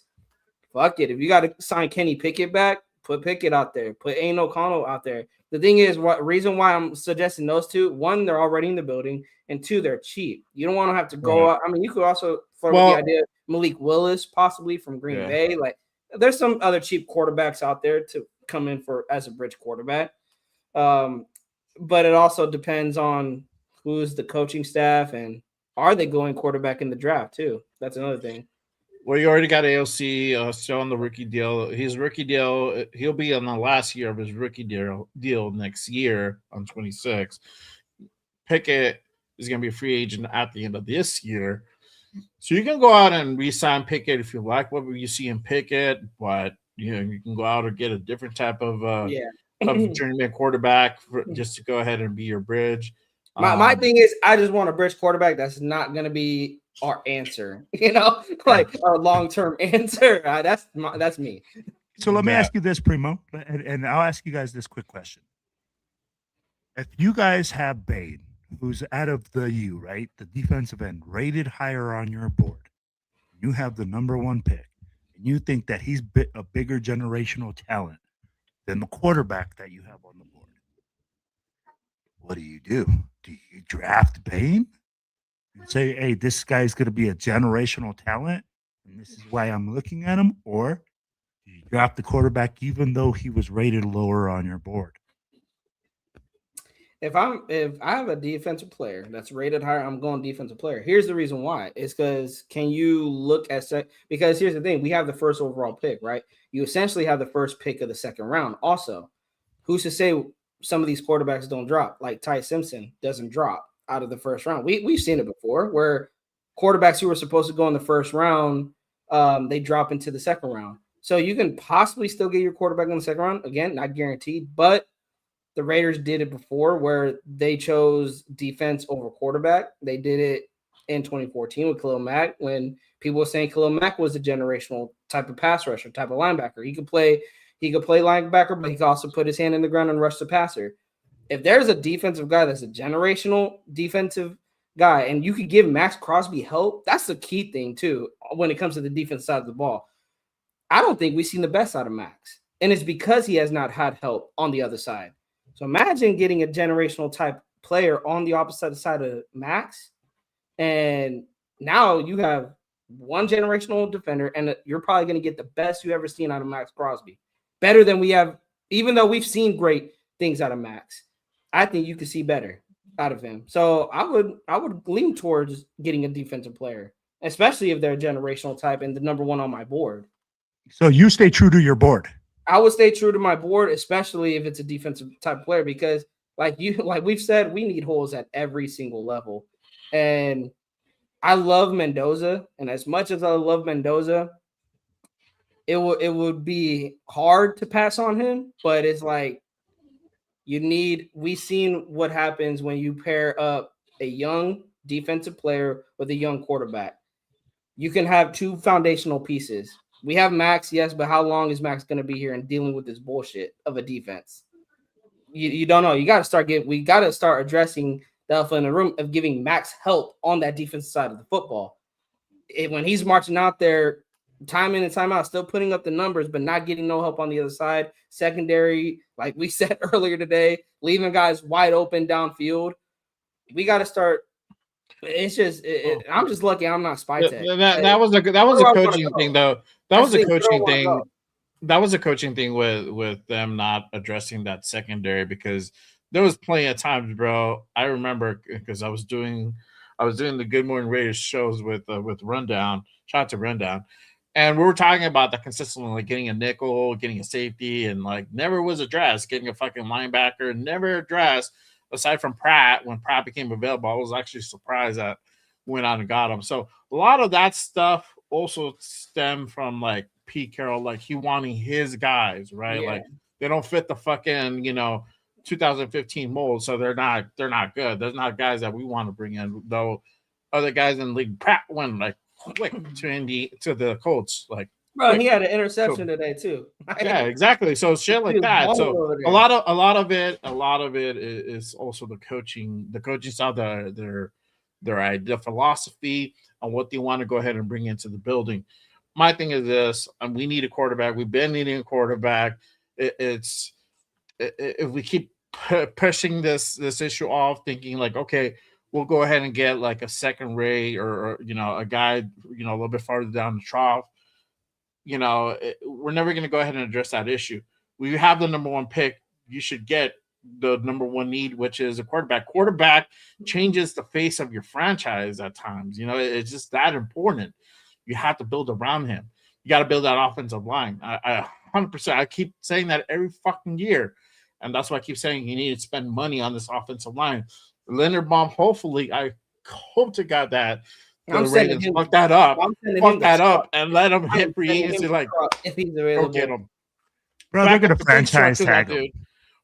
No, they would have done it already. They chose not to. That's why they're gonna try and to figure and their contract talks are not good at all either. Like it's leaning to Leonard Baum testing free agency. Yeah, they decided not to pick up that fifth year. That's why we're having this conversation with Leonard Baum. So I hope they fuck that up and he hits that. I'm like, bro, back up the Brinks truck, get that kid in here and lock him up for the next 3 to 4 years being our actual fucking center, a guy that's actually proven now. And then build from there. You can pick up a guy in the draft and then the rest in free agency. I think this free agency class for linemen is going to be better than previous years. So we'll see what happens there. But either way, you got to build. You got to build around your quarterback. You do. And you can go different ways. You can go sit him behind a journeyman, bridge quarterback, or you can do what fucking the Commanders did and just straight fucking play that dude. Same thing. Bears did that. Bears did that too. It's all also about pairing it with the right coach. So coaching, that's what it's going to be. All these three things are so important. It's going to be a very interesting offseason. Really quick, before I hand it over to my guy, Will, shout out to Steven with the $2 holla. Appreciate you, my guy. Thank you for that super chat. Salute to you, man. Take it away, Will. I'm gonna be right back in just a second. I want to answer your question real quick, though, Will. Like, would I stick to my draft board? It's hard because the Raiders are in a position where because they haven't addressed, and this is what pisses me off, is because they haven't addressed the quarterback position the right way. Yeah. They're in a predicament where are they forced to take Mendoza because they need a quarterback, or do they that's where I'm at, where it's like, man, do we take Mendoza just because of the sake? But I don't want to do that. I don't want to just draft a quarterback for the sake of a need to draft a quarterback. I want to draft Mendoza because I like Mendoza. I think there's some upside to him. But there's also, like you said, there's other needs, offensive line, defense. Like, there's so many needs on this team and who's to say I will sit Mendoza, but who's to say that's not what the coaching staff is going to do that comes in here? We're throwing Mendoza right in the fire. And he's with a bad O-line. He has no wide receiver one. He has a terrible defense that is going to give up 30 points a game. I don't want to think like that, but it's like, trial by fire then? I mean, I don't know. I feel like the Raiders are in a position where they can't miss out on a quarterback because at the same time, you're not guaranteed in 2027 NFL draft to go. Let's say you like one of those top quarterbacks coming on in 2027. Well, who's to say you're going to be in a position like you are now? And of course, guys, this is all speculation with the number one pick. Still not official. Anything could happen after next week. Raiders could fuck it up and beat the Chiefs, but having said that, we have the number one pick now. If we hold it, my thing is the Raiders will not be in a position to go get a quarterback like a Mendoza or a top quarterback if of their choosing in a future draft. And if they do, hey, more power to them. But you don't want to think like that, hey, we're going to be picking in the top 3 again in 2026. You want an improvement year. You don't want another 2-15 season, another 4-13 season. You want to see improvement. And I think it starts by going to get your quarterback. Can you address the trenches? You can. Will it be the way we want it? Probably not, but I expect improvement. If Linderbaum is out there, Spytech, if you let Linderbaum go to any other team, I am losing confidence in Spytech because I don't know how you lose the top-rated center and you don't go offer him a bag. And you pair him up with JPJ. And then the thing is, here's the thing, signing Linderbaum fixes sort of your problems on the offensive line. Reason being is because you already have a strong side of the line now. Because now you can put JPJ at left guard, Linderbaum at center, Colton Miller at left tackle. Your left side is the strong suit. Have Genty just run to the left side. Because I always say that. We talk about Mendoza or Dante Moore or Ty Simpson needing a line. Ashton Genty needs a fucking line. That's the biggest thing that we've seen this season. Ashton Genty needs a fucking line. You build a line not just for your young quarterback. Imagine what Ashton Genty can do with an offensive line. Not even a great offensive line. Just a line that can get him to the second level. I think they can do it. But the Raider PTSD in me is saying expect the worst. Expect the Raiders to sign Pete Carroll back. We're not going to go get Linderbaum. And to that point, that's my thing. If Pete is back, you guys, Mendoza's off my board. So there's so many things that you said right there, man. And there's so many pieces. No. And I mean, like, there's so many things and so many pieces that have to happen in order for your vision to come and actually really come to fruition, right? Yeah. Like, we're talking about drafting a young man at the quarterback position or drafting Bain. Bain, in my opinion, if you bring him from the U, he's going to be a more immediate impact player, right? He's going to give you that impact because his position is more like, hey, you can be an athletic freak and make it happen. Now, is he a totally different situation than Tyree Wilson? Absolutely, because he's not coming off injury, and this guy is an absolute gift, right? Now, if you have Mendoza and you draft Mendoza, you're basically saying we're looking in the offseason to draft a young, innovative coach that looks at Mendoza or whoever it is, that quarterback. I'm not just going to say Mendoza because, of course, but that's who everybody's enamored with, right? Yeah. Because he's the Heisman Trophy winner. He's 6'5". The kid throws a lot of pretty balls, right? Or number one quarterback prospect, I'll say that. So you bring him in, right? You have to have so many other pieces that you have to have addressed. Spytech cannot address the offensive line. Cannot get him a number one weapon. Yeah, he can't. Can't get him a head or an offensive guy that's going to use him to the best of his abilities and really know how to use him. Because right now, what I'm looking at is a coaching staff that they grabbed a bunch of young men that they drafted them. They haven't been able to develop them. They're stuck to their ways. If they want to develop they want to have old players because they are supposedly going to make them win now. But with that happening, I'm going to tell you like this. You have to, whoever you bring in, okay, can't come in and guarantee wins.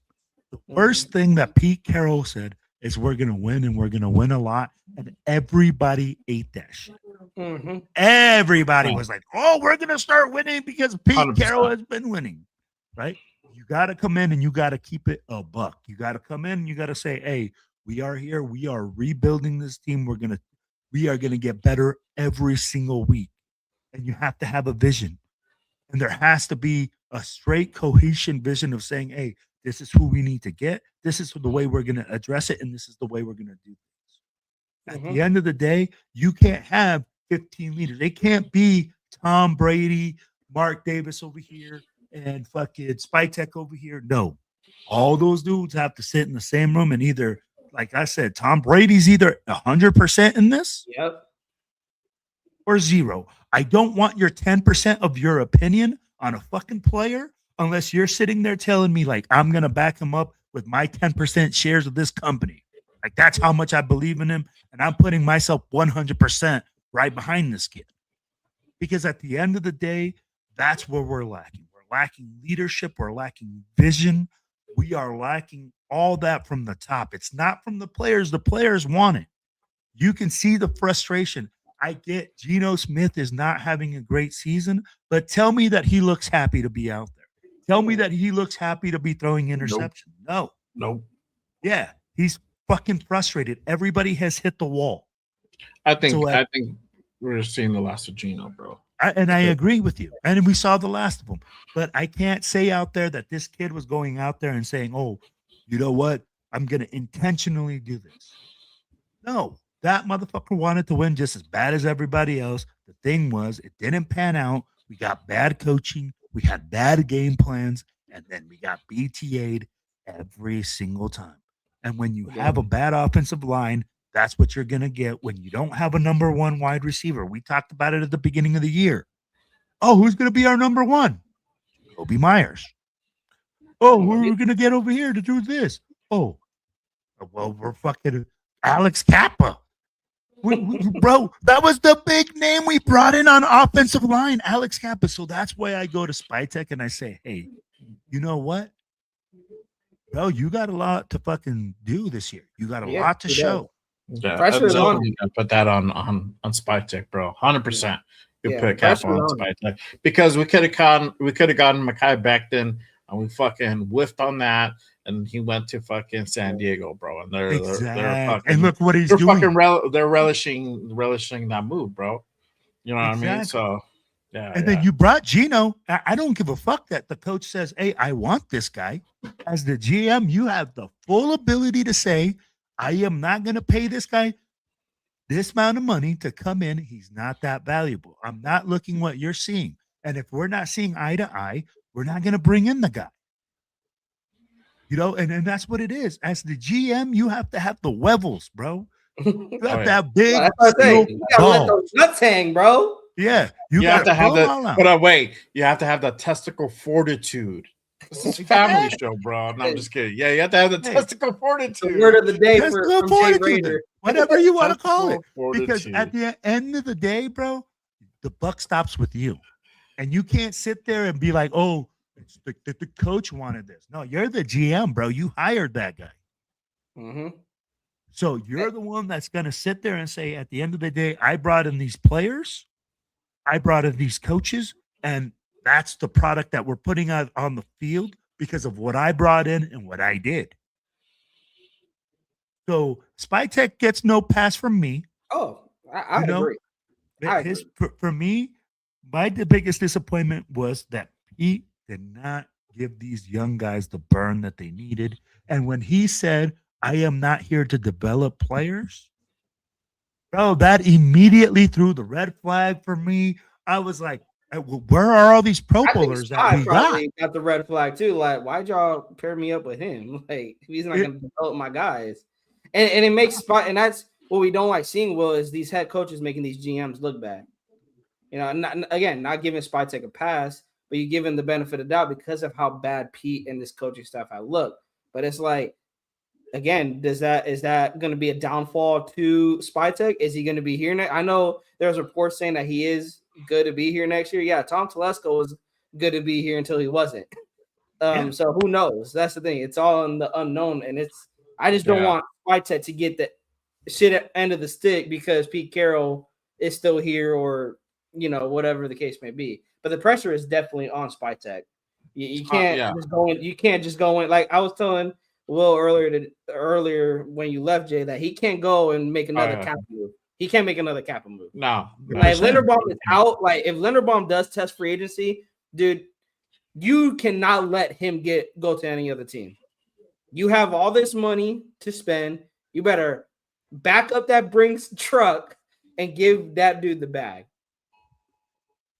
I'll ask you guys this. If Colton Miller tries to come back next week, what do? Colton Miller.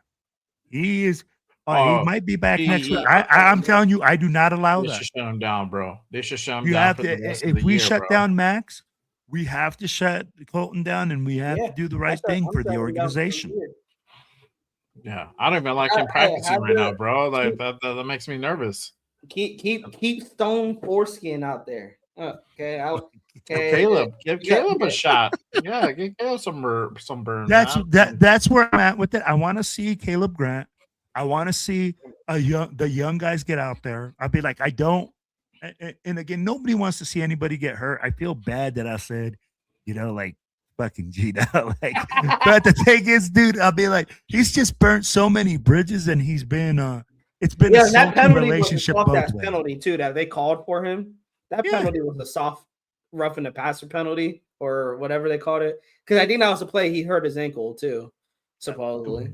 Yeah, but at the end of the day, I go like, hey man, we need to see the young guys get burned. We need to see what we have for next year. And what Pete Carroll is doing is hamstringing us until today. When I saw JJ Pegues making plays downfield, chasing down guys, because he's, he has that want, because he's getting the opportunity to show the tape. So now I think what we need to do is also as fans and podcasters is go back and reevaluate the tape and look at these young guys and see what we have. And then we can talk about it in a more educated way and say, hey, I saw this, I saw that, right? So that's where I think everything works out, because we can say, hey, we can see what the young guys did. We can see what we can do in the future, and we can see what holes we need to fill and what guys can actually move into different roles. That's the only positive thing I saw out of this game was young guys giving effort. And even though they fucked up at 100 miles an hour, and that's all you can ask from the young guys. Yeah, exactly. They crave this opportunity. I've always told people this, whether they're third string, second string, fourth string, they made it to the NFL, and not a lot of people can say that. Not a 100%. Lot of people say they played in an NFL game. So, that's why I give these young guys, all the shout outs and the praise, and just even though when they make mistakes, like you said, they're making mistakes at 100 miles per hour. Like, they're still giving their all out there. They're not quitting. And it's because who can say they played in the NFL? These are young guys fighting for their lives, essentially. It's still a resume at the end of the day, and they have to go ahead and try to fight a team for next season, whether they're here or not. It's just exactly you putting out your resume out on the field. And so if you're not giving 100%, it's like good luck trying to find a job. You're probably going to be sitting on the couch majority of the next season. So that's what it is. Real quick though. Devin White, bro, for sure. Real quick, salute to everybody. We have almost 100 in the building. Appreciate you guys. Make sure you guys hit that like and subscribe on this channel, and make sure you guys subscribe and hit the likes to all the channels you see up here. My guy Raider Primos to my left, and then Raider Real Silver and Black Radio Podcast to my right. Appreciate you guys. Salute to everybody who's rocking with us on this post-game show. We got the number 1 pick. There you go. We're talking about it. We're discussing everything that you guys already know. You've been in other shows. Everybody's talking about it. So we're doing the same damn thing. We're talking about that draft talk. We're gonna go ahead and we talked about the future. We talked about what could happen. Obviously there's a lot of positions that need to go ahead and be addressed. I'm going to go ahead and talk about, we talked about free agency a little bit, but let me go ahead and pull this up, and I'm going to go into the final game and go ahead and start wrapping up in a little while. So make sure you guys go ahead and get your comments or questions in to my guys, to the panel here. Let us know your thoughts. Let us know if you have any questions. Put it in the chat. Let your voices be heard. All right. So we're talking about the offensive line. This is currently the free agency list of free agents for offensive linemen for next year as of right now. So you have Brady, and I'm going to sign off maybe up until our guy that we're just we're still seeing. I don't see it. Yeah, I don't see it. I see the salary cap. I see. I'm over here like, my bad. All right, here we go. Sorry, I was in the wrong. Okay, there we go. We got to hit that. Share this one. All right. So this is a list of the 2026 offensive lineman free agents as of right now. I'm going to go ahead and sound off on the way up to that one that we're just talking about a little bit ago. So I don't know if this is a specific order or how they have this list. I don't think it's in any specific order. They have Braden Smith. right tackle. You have Jonah Williams, right tackle out of Arizona. You have Joe Bitonio out of Cleveland. He's a guard. Wiley Tyler, another guard out of Cleveland. Cam Robinson, left tackle, Browns as well. Rob Havenston, right tackle for the Rams. Kevin Ziegler, he's a guard for the Titans. He's Isaac Sumalau, I probably butchered that, guard for the Steelers. Connor McGovern, a center for Buffalo. Trey Pipkins, right tackle for the Chokers.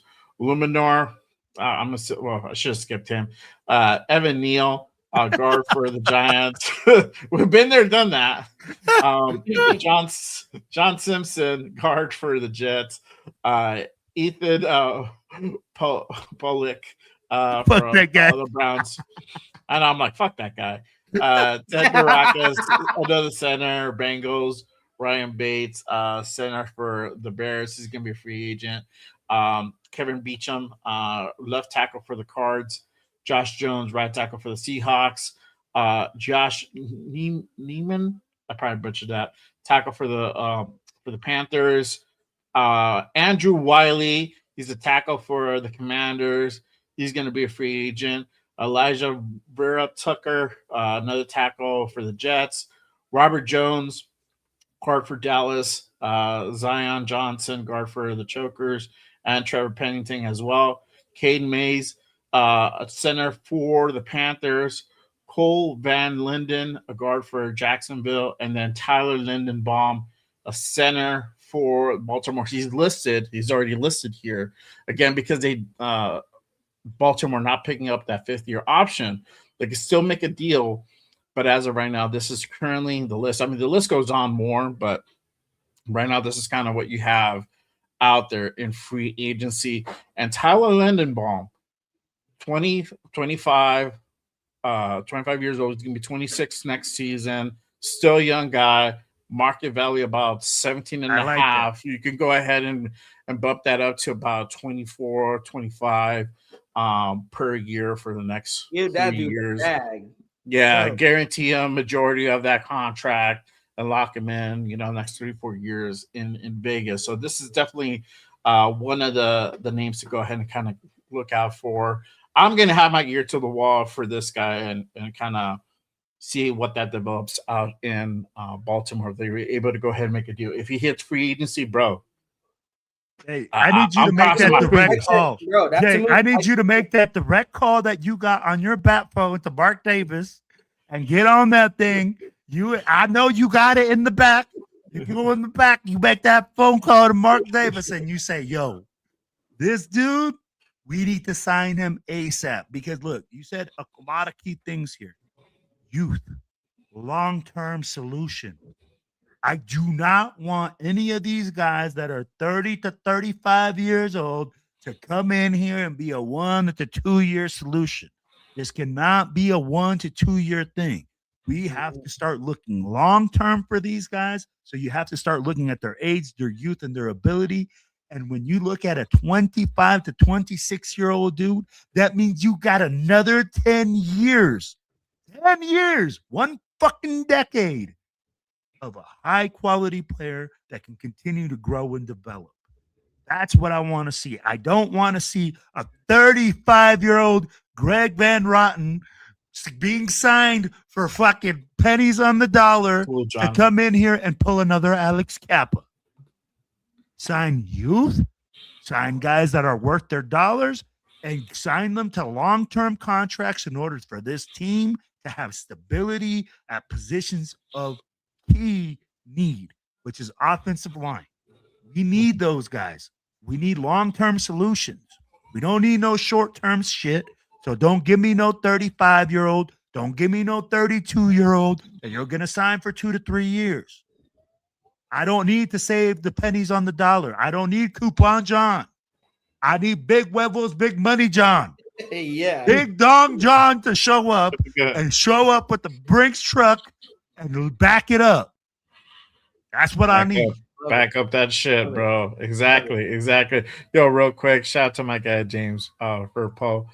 with the Ray. Hold on, bro. Let me do it right. Raiders. Yes, sir. Yes, sir. Hey, appreciate you pulling up and tapping in, my guy. I want to go ahead and kind of highlight this with the shout out to the GOAT. The GOAT. What about adding George Pickens and Terry McLaurin, Scary Terry, with the loot that we have?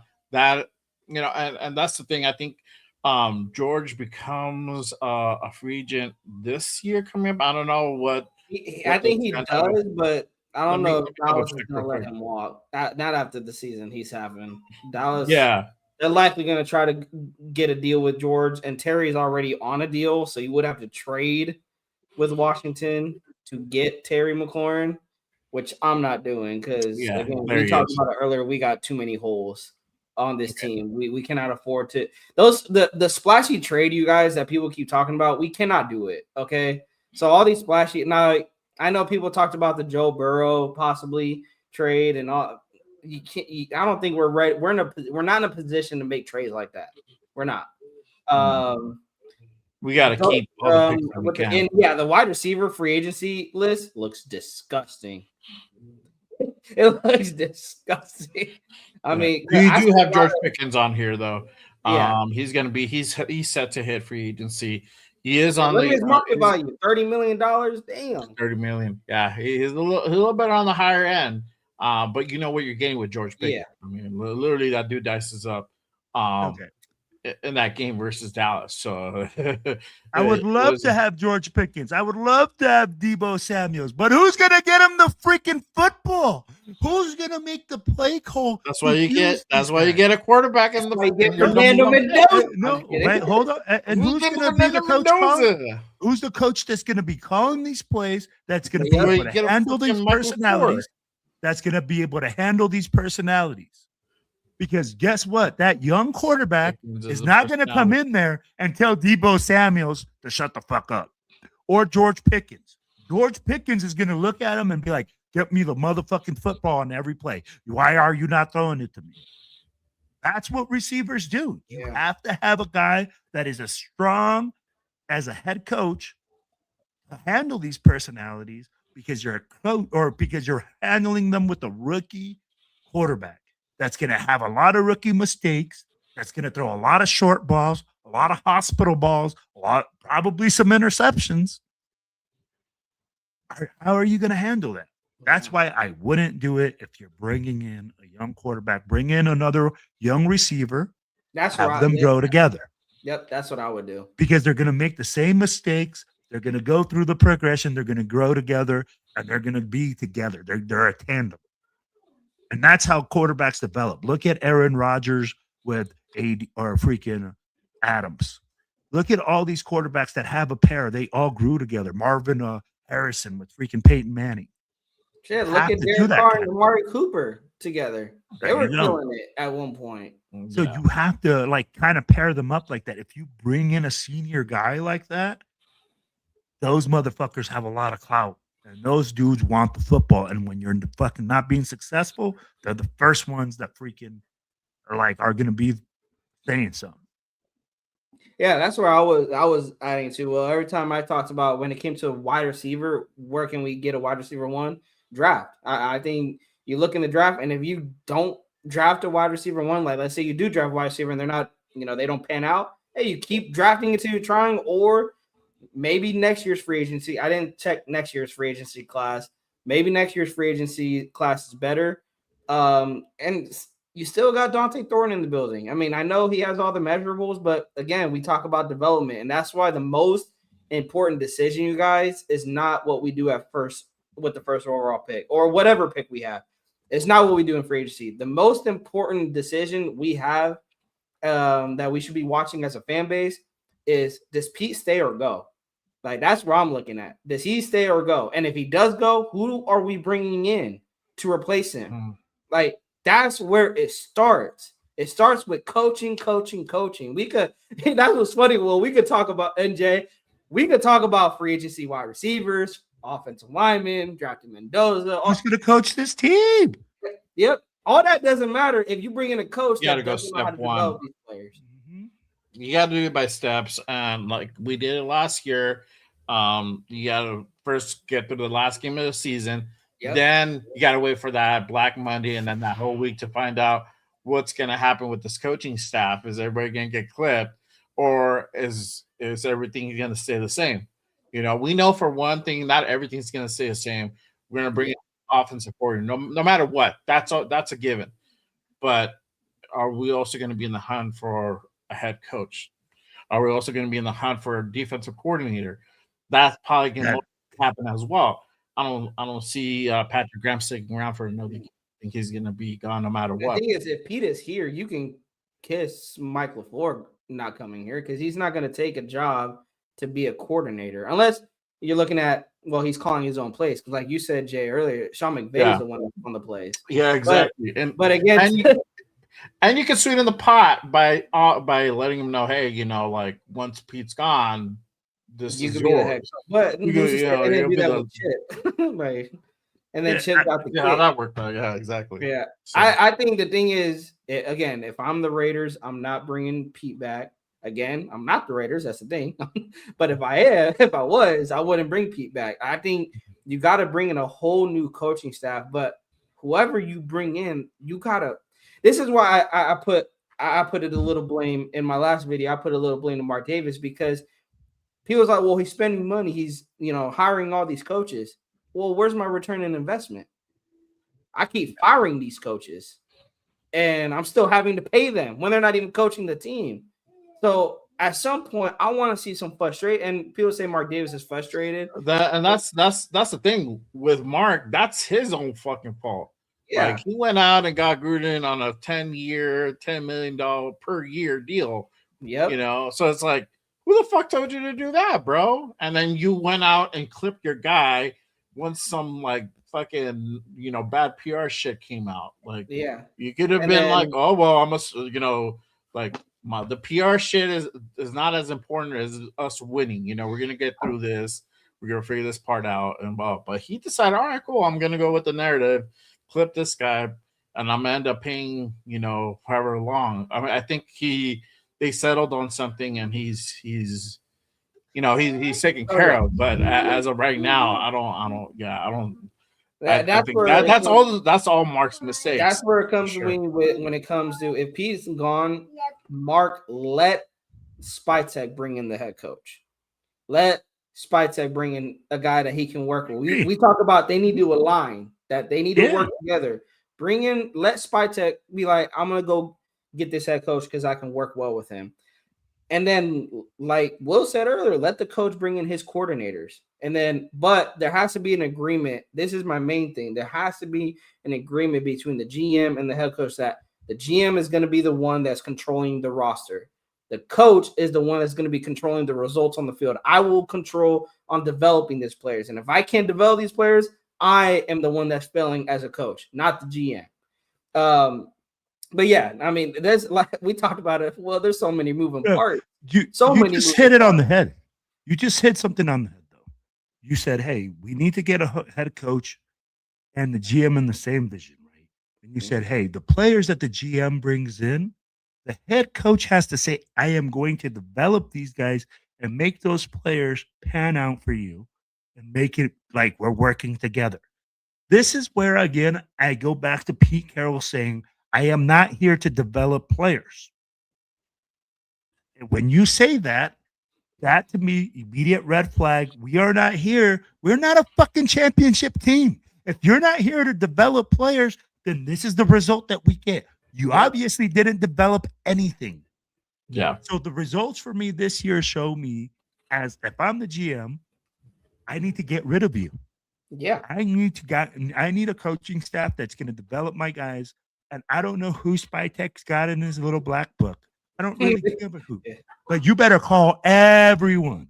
And you better turn every stone.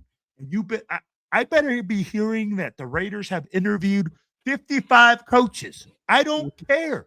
I don't care if you interview a guy from high school that is innovative, that they say has won 7 state championships because he has created something crazy with his offense that people are now stealing from it. I want a guy that's going to come in here and show us, hey, you know what? We're going to play good offense. We're going to play complementary defense. We're going to freaking play all three phases of the game and show some sort of result, because at the end of the day, what Pete Carroll has done is shit. He has not done a fucking thing. It's like he's like this. You said it earlier. Raider Nation. No, he's like Joe Biden 2.0 for the NFL. He's Joe Biden for the NFL. Yeah. I'm not a political guy, but I know that Joe Biden didn't do shit for 4 years.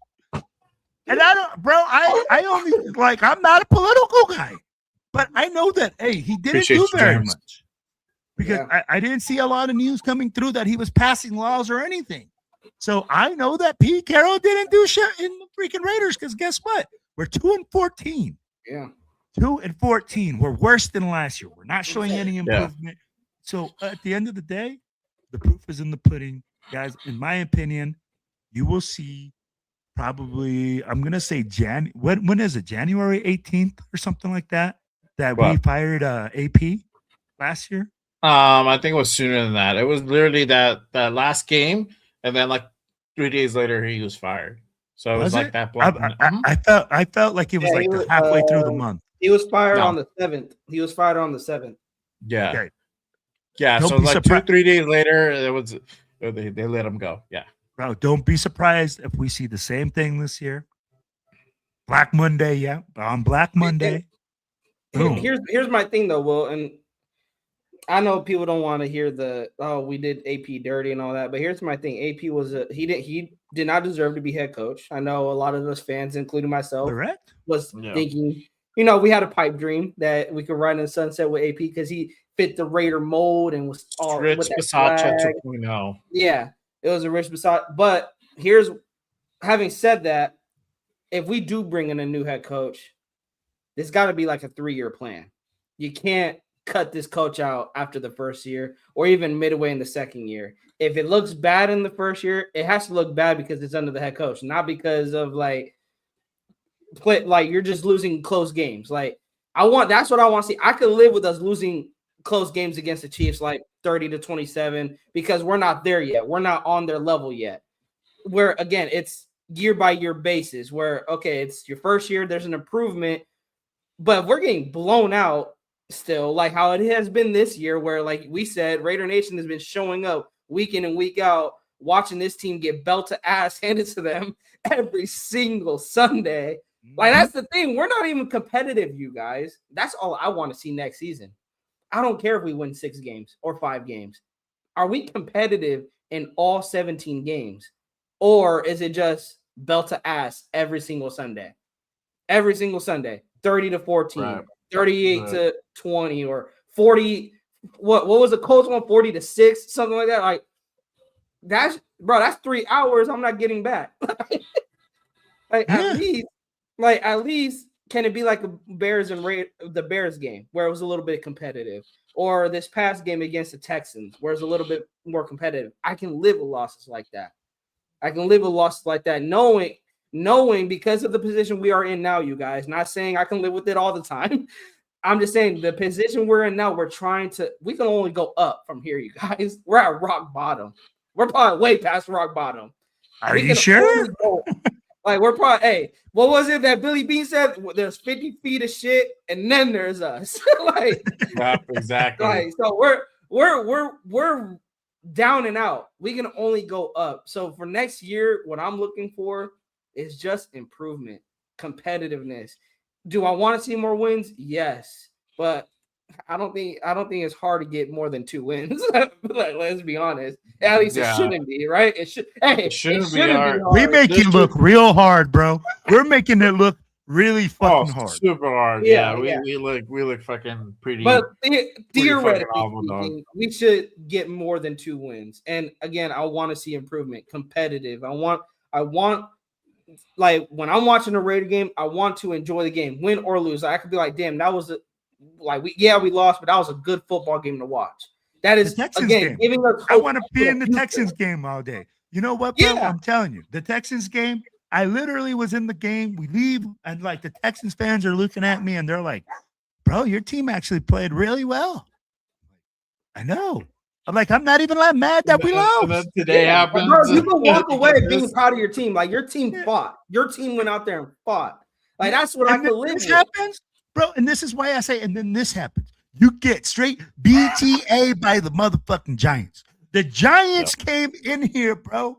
The freaking worst team in the NFC or in the NFC East or whatever the fuck they're at right now, bro.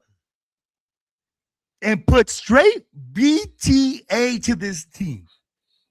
I'd be like, bro, it was pathetic. I was all right with losing to the Giants, but I mean, make it look respectable.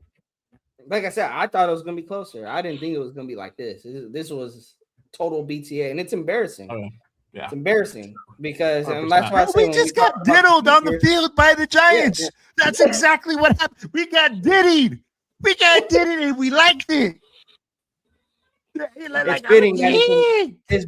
fitting that it was in Vegas, huh? Fitting bro. Only fitting that's in Vegas. The shit like that can go down. All right, we're gonna go ahead and shift gears a little bit towards we have one more game to go. So we're gonna talk about that. We're gonna talk about what all this means because it's funny. I'll be right back. You have dudes that go, hey, I got something for that game. I'll be right back. Yeah, you're good. You have dudes that are like, we fucked that up by winning, and then you have guys that are glad we won. Whatever game of the spectrum. I have no concerns with this team. All right. But before we do that, look, this game, I don't expect us to win, even though Brock Bowers, Max, and Chin, and now you can add Geno to that list, shut down for the season. They ain't playing, despite what troubles that the Queefs are having right now offensively. With their two quarterbacks going fucking down, I doubt them making an impact on next Sunday. So is that for us or we're the ones giving it? Bro? We're about to get belt to ass, bro. I would hope so. I don't know what more. I don't know what more you guys have to do. I'm not mad about it. I'm not gonna be mad about a loss, but this is what I don't like this. Okay. I don't like this. Yeah. But this is what's gonna happen. This is what I'm expecting. I'm pretty sure, bro. I feel like it's gonna be a closer game, but I said that last time, and here we are now. Like literally got blown out again at home. So but what are you guys' thoughts? No Brock, no Geno, no Max, no Chin. We're gonna get BTA'd. Just like, hey, go ahead, I don't know who the Queens have for their quarterback. I don't want you to use the whip side, bro. I want you to use the metal side. The metal that's side. That's exactly so you can feel it.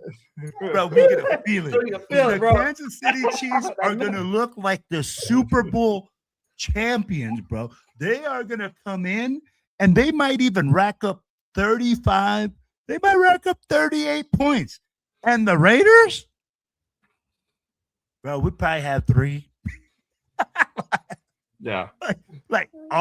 And struggling to get 3. The freaking quarterback is going to have more passing yards than the Raiders' total offense combined.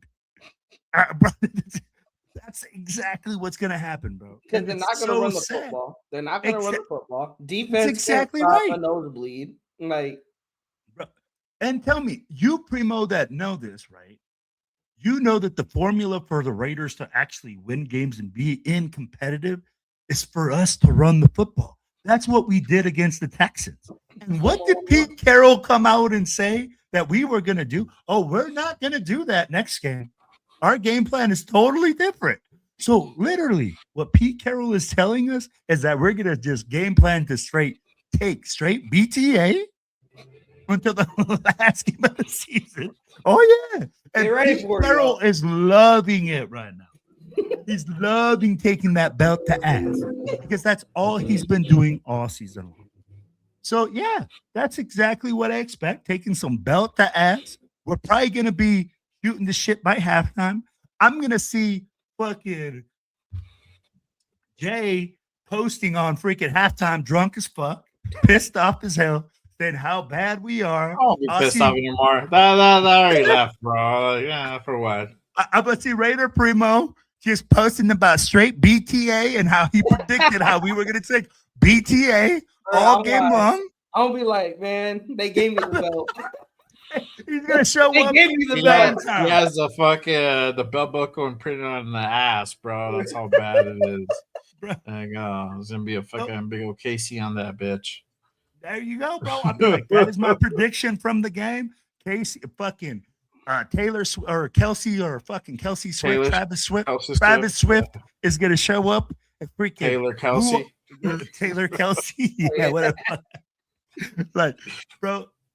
They're gonna show up, swoop all the fans. He's gonna fucking ride off into the sunset, and fucking we're gonna look like the fucking Raiders. That's exactly what's gonna happen. That's it. I don't have a doubt that we're gonna lose next Sunday. Yeah, I don't have a doubt that we'll lose next Sunday. Even if you bring in AOC. That dude is not Superman. He is not going to go fucking win us a game. Not with this offensive line, bro. He's going to get fucking broken in half. That was bad with Gino. It's not even the Chiefs' offense. It's literally the Chiefs' defense. Yeah, exactly. We'll win this game. Brendan Carroll is going to make a phone call on his bat signal and be like, hey, guys, back to game plan A. Don't block no one. Yeah, exactly. Shout out to GMX with the Raiders, bro. Appreciate you, man, guys. Salute to you, brother. Oh man, I for those people who are worried that we're gonna fuck around and win next Sunday. No, bro, did you see this game? Literally, all the starters, all the second string guys have to have like the flu, the clap. Some fucking type of fucking disease. The flu and the clap. The third and fourth string, get guys off the street, then maybe we'll go ahead and fucking have a shot of winning fucking, on Sunday. But despite that, no, it's not gonna happen. I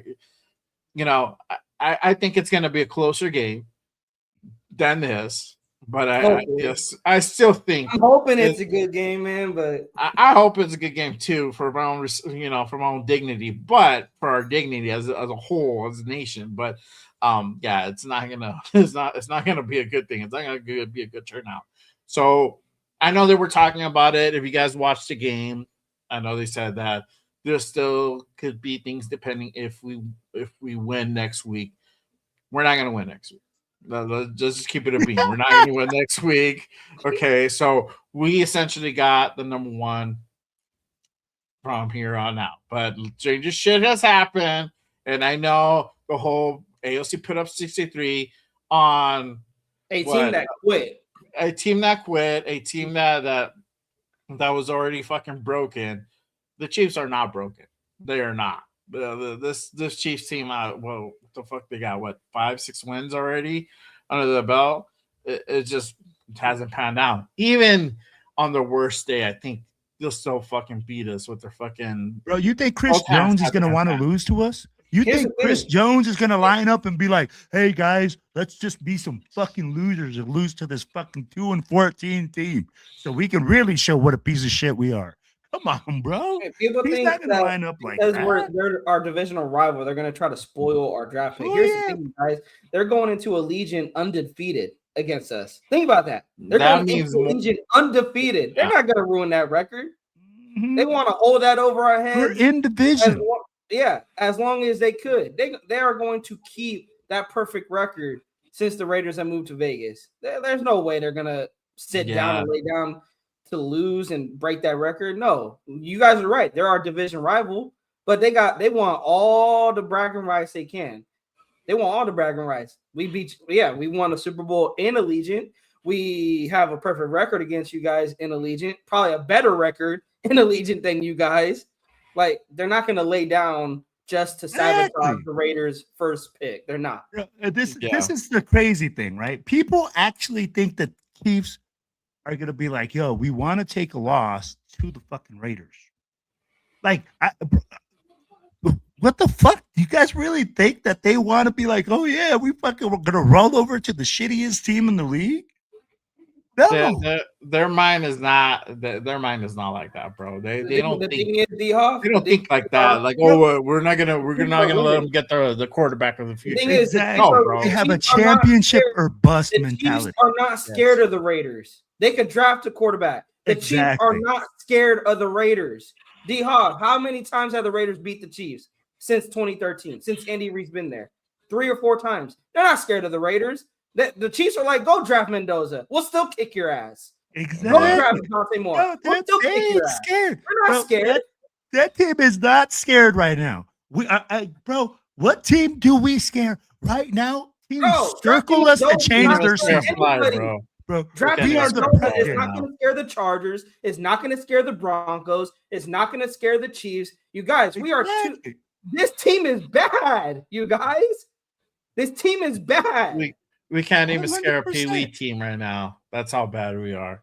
Bro, you can line up a college team. I'm telling you what, bro. The NFL or the Raiders should be glad that the NFL doesn't have a relegation league like soccer, because we would be like the 8th division team.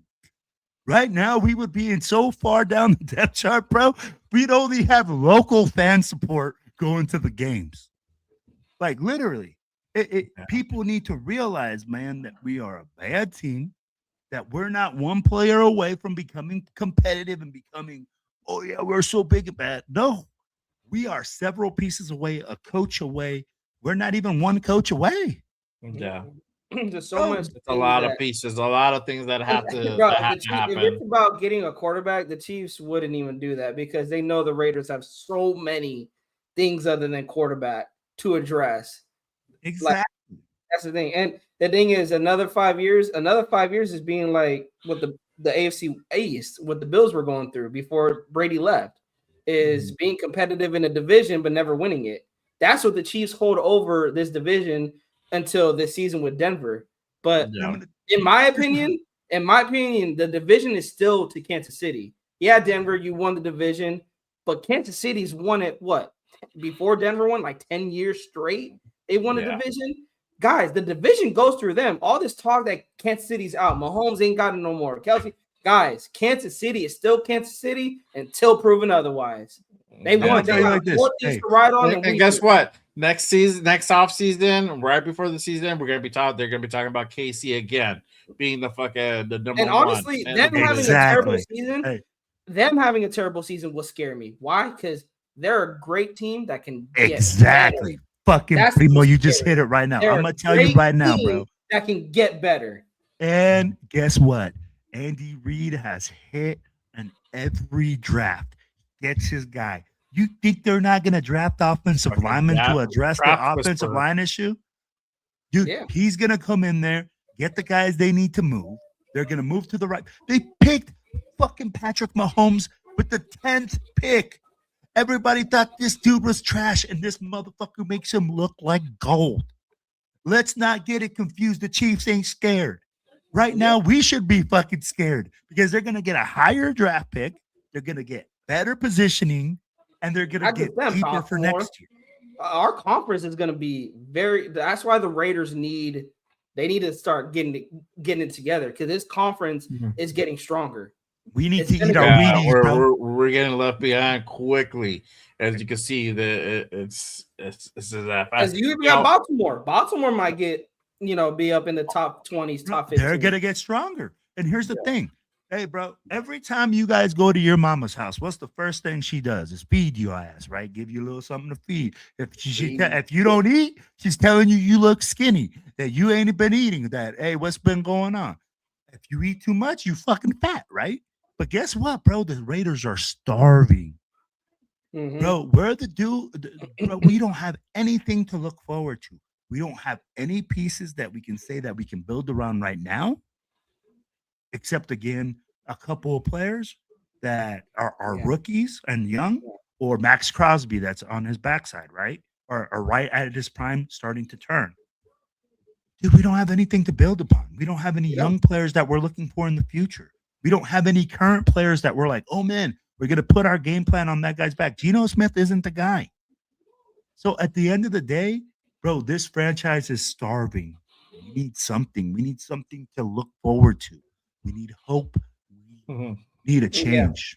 Yeah. So with KC, man, they have all that. They brought all that with Andy Reid, and he's brought consistency to them. So that's why I keep saying, hey, I expect Bell to ask everything like this. But man, we need consistency. We need a head coach to come in here and just be like, hey, like Primo said, give them 3 to 5 years. And what in 1 year, the first year is going to be a deconstruction. You're going to fucking have a bad season. Second year, you should see some improvement. Third year, if you're in the fucking playoffs, give the guy an extension. Yep. And say, hey, we're on the right track. But at the end of the day, man, it's 20 years. 20 fucking years. 20 since the last time I seen my team in the Super Bowl. 25, I think. Was it 24? 24, 25? Yeah. Since I seen this team in the Super Bowl. Yeah, close. Competing at a very high level. 22, 23 years. Yeah. So I need to see that. I need to see some form of stability. I need to see some form of fucking from the front office of vision in order for us to see some positivity coming out of this. Because I'm telling you right now, man, there's no positivity in Raider Nation. I feel none. I go to the games. I see other people, and we are just starving, bro. There's nothing for us to hang our hat on. So, fuck, bro. This is a tough season, guys. The only reason that I think I'm able to stick through this is because I'm able to talk it out with the therapy sessions that we have. And exactly, like, bro. Because if not, I'd be turning off the fucking games. Some people are turning off the games now, bro. I would turn off the games before I started doing all this. I would turn it off, bro. Fuck this. If I didn't have to talk about it, like I wouldn't even be watching the games. I have a buddy, man, that's been watching the fucking Raiders, and we're in our 40s, so he's like, I think he's been watching it since 40 something years. Bro, the first time in 40 something years that he said he hasn't watched 3 games completely, and he's okay with it. That's where we're at. Yeah, that's where we are as a team. Bro, I was talking to a fan, and he even told me that like his own boys tell him that I don't even think I could be a Raider fan. I have my brother who's like, he's 10 years younger than me. He's like 17, 16 years old. I don't know if I could be a Raider fan. You have this next generation of so-called Raider fans that we're supposed to raise up. They're not going to want to be Raider fans because they look at this and like, why would I want to support that? Like, why would I want to support a team that is getting blown out every single time? I want to go be a fan of the Buffalo Bills who's competitive. I want to be a fan of the 49ers who's competitive or yada, yada, yada. They're not going to want the nation is going to crumble. And it's not because we're not here. It's not going to be because we're not here. It's just like you said, Will, we're starving. We're starving. And I've even know some Raider fans that will watch other teams just to have some enjoyment of football because they love football. Like they love. You ain't lying. You ain't lying. Like, I've been mixed about that. I've been like, I'll watch some games and I will watch them and I will watch other games, and I'm just like, this is kind of how my mood, however my mood is for the week. For like, I watch Red Zone. I'll put Red Zone on and I'll leave Red Zone on, and I'll watch the games like that. Dude, I watch and I love watching football because like, bro, and it's so much fun to just like be able to cheer, be able to be like, and I fucking hate it because sometimes I'm like, I fucking hate that team, but I'm going to watch this game in order for me to have some enjoyment watching football. Because when I watch the Raider game right now, bro, it's like I'm a little kid at church. Football, bro. It's like I'm a little kid at church. I just quietly sit in the corner waiting for my mom to come give me some BTA.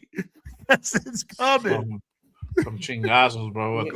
Chanclazo. She's like, wake up. She's like, oh, the preacher's preaching or whatever. And you're sitting there. The 50,000 Hail Mary that you got to say because you don't even know what you're talking about anymore. They're just like, Hail Mary, yep. Yo, real quick. Salute to everybody. Appreciate everyone who's rocking with us on this post game show. 100 in the building. Make sure you guys hit that like and subscribe button on this channel, on all the other channels as well. Hit that subscribe. Raider Primos to my left, and then you got Silver and Black Radio Podcast to my right. My guy Raider Will. So make sure you guys hit those subscribes, hit those likes for our guys here, for everybody on this panel. We're gonna go ahead and take a couple more questions in before we head on out. Let me go ahead and pull this up, and I wanted to go ahead and talk about this from D Hop. He says it's not impossible for a quick turnaround, though. Look at Denver. Look at Bo in Denver, Dre in New England. A QB makes a huge difference. We have over 100 mil in space. This team is gonna be scary next year if we get a QB. The thing is, hold on. The thing, I'm gonna go ahead, Jay. Go ahead. And the thing with those two teams that you just made the examples of, they had the infrastructure in place. Before they got the coaches, before they got the QBs. I think Bo sat for like half a year. Drake sat for a whole year. And then once these guys got plugged in, I mean, they had to get Vrabel in, and then they started winning. They looked horrible the year prior. There's a lot of pieces to go in. Could it happen? He didn't play right away. To your point, Jay, he didn't play right away. He didn't play right away. No. But could it happen? Yes, you're right. Could happen. But there's always an element that's behind that causes that. Like, for example, Jacksonville, right? Jacksonville is another prime example. They had T-Law until what's his name came in. Then they started winning, but they already had the infrastructure there. So we don't have an infrastructure there yet. There's some hope that we might have a couple pieces in the offensive line that may or may not work out. They look probable. Most of that O-line is trash. We see that, and hopefully the front office sees that. But there's a lot of pieces that still have to be put in place for us to have success like that in that kind of caliber. What do you guys think about his statement on his comment that he made? I can see where he's coming from, but again, they're going into a good situation also. Denver has one of the best defenses in the league. Bo Nix doesn't have to do a lot. All he has to do is put up, literally, he could have Geno numbers, and they'd probably be winning in Denver because of how good that defense is.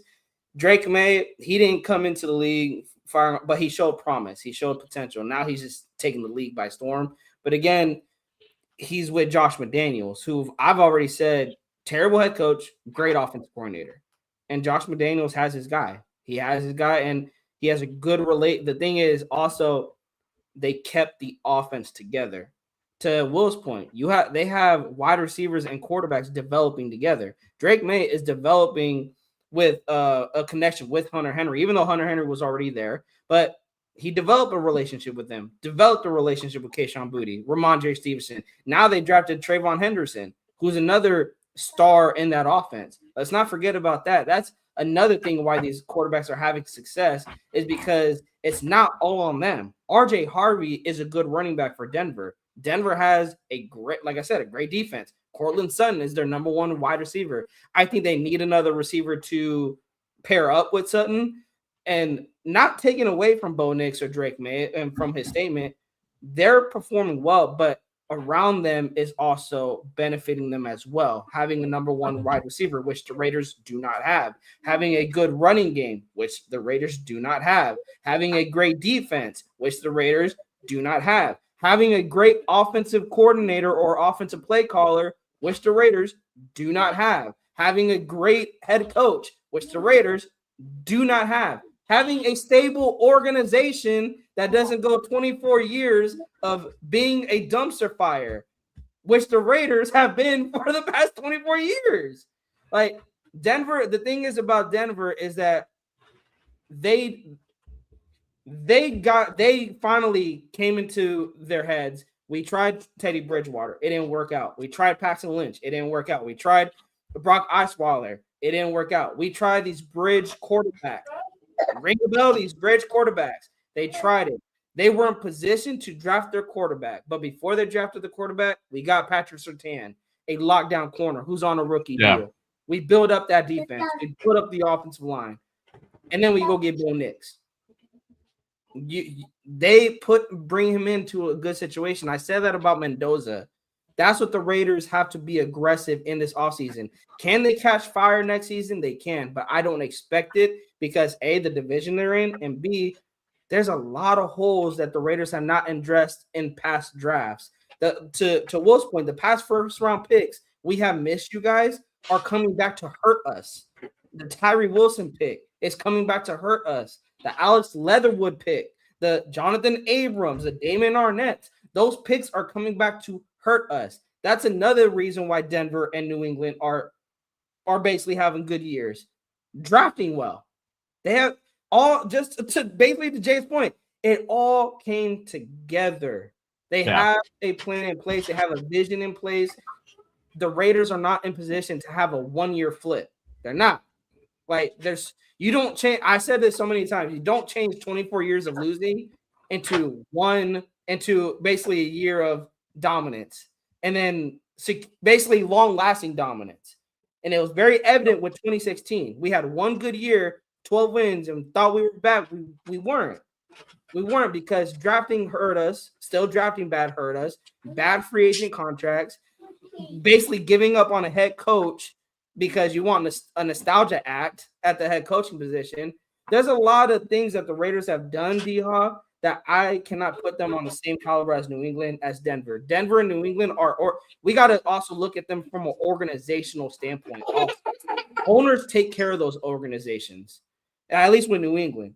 With Denver, it's the same thing. Denver is building it the right way from top to bottom, from front office to head coach to the players. I can't say the same for the Raiders. That's why I don't expect a one-year turnaround, because from top to bottom, it's dysfunctional from owner to Tom Brady, if you want to put him in there in that category. Yeah. The GM to at least I'm talking about for years. Years. I got my thoughts on Tom as well, and about that whole thing that came out a couple of weeks ago saying that he's gonna have more hands on this upcoming season.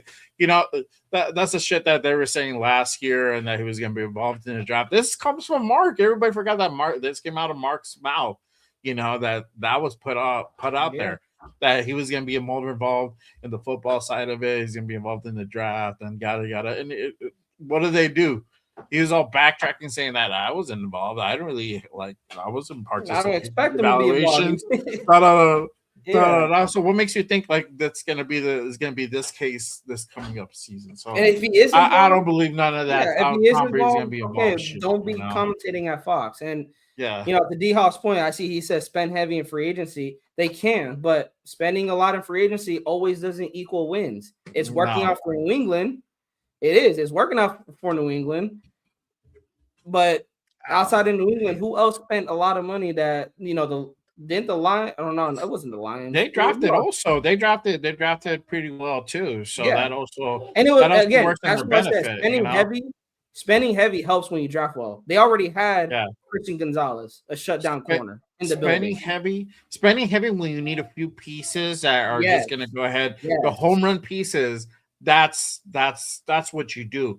But you don't go out and get 10 little different pieces and hope that these guys are all gonna come together. And then we've done that. Corey Littleton, we tried that. The Corey Littletons, the LaMarcus Joyners, Vontaze Burfict. We tried paying. We tried spending heavy in free agency. It didn't work. Why? Because you didn't have any foundational pieces already on the team. Patriots had that. They had Drake May. They had Christian Gonzalez. Just like how the Raiders did Mack and Carr. For Patriots, it's Drake May and Christian Gonzalez. Foundational piece on defense, foundational piece on offense. Alongside, now they just drafted a running back in Travion Henderson to pair up with Drake May for the next 4 years. I like the coach's comment. Sean Payton built a line to protect Bo Nix. He did, bro, because Bo Nix was always his guy. He just didn't showcase him right away. And now you're seeing the fruits of that labor. And to Primo's point, that organization is doing shit the right way from top to bottom, and that's the difference.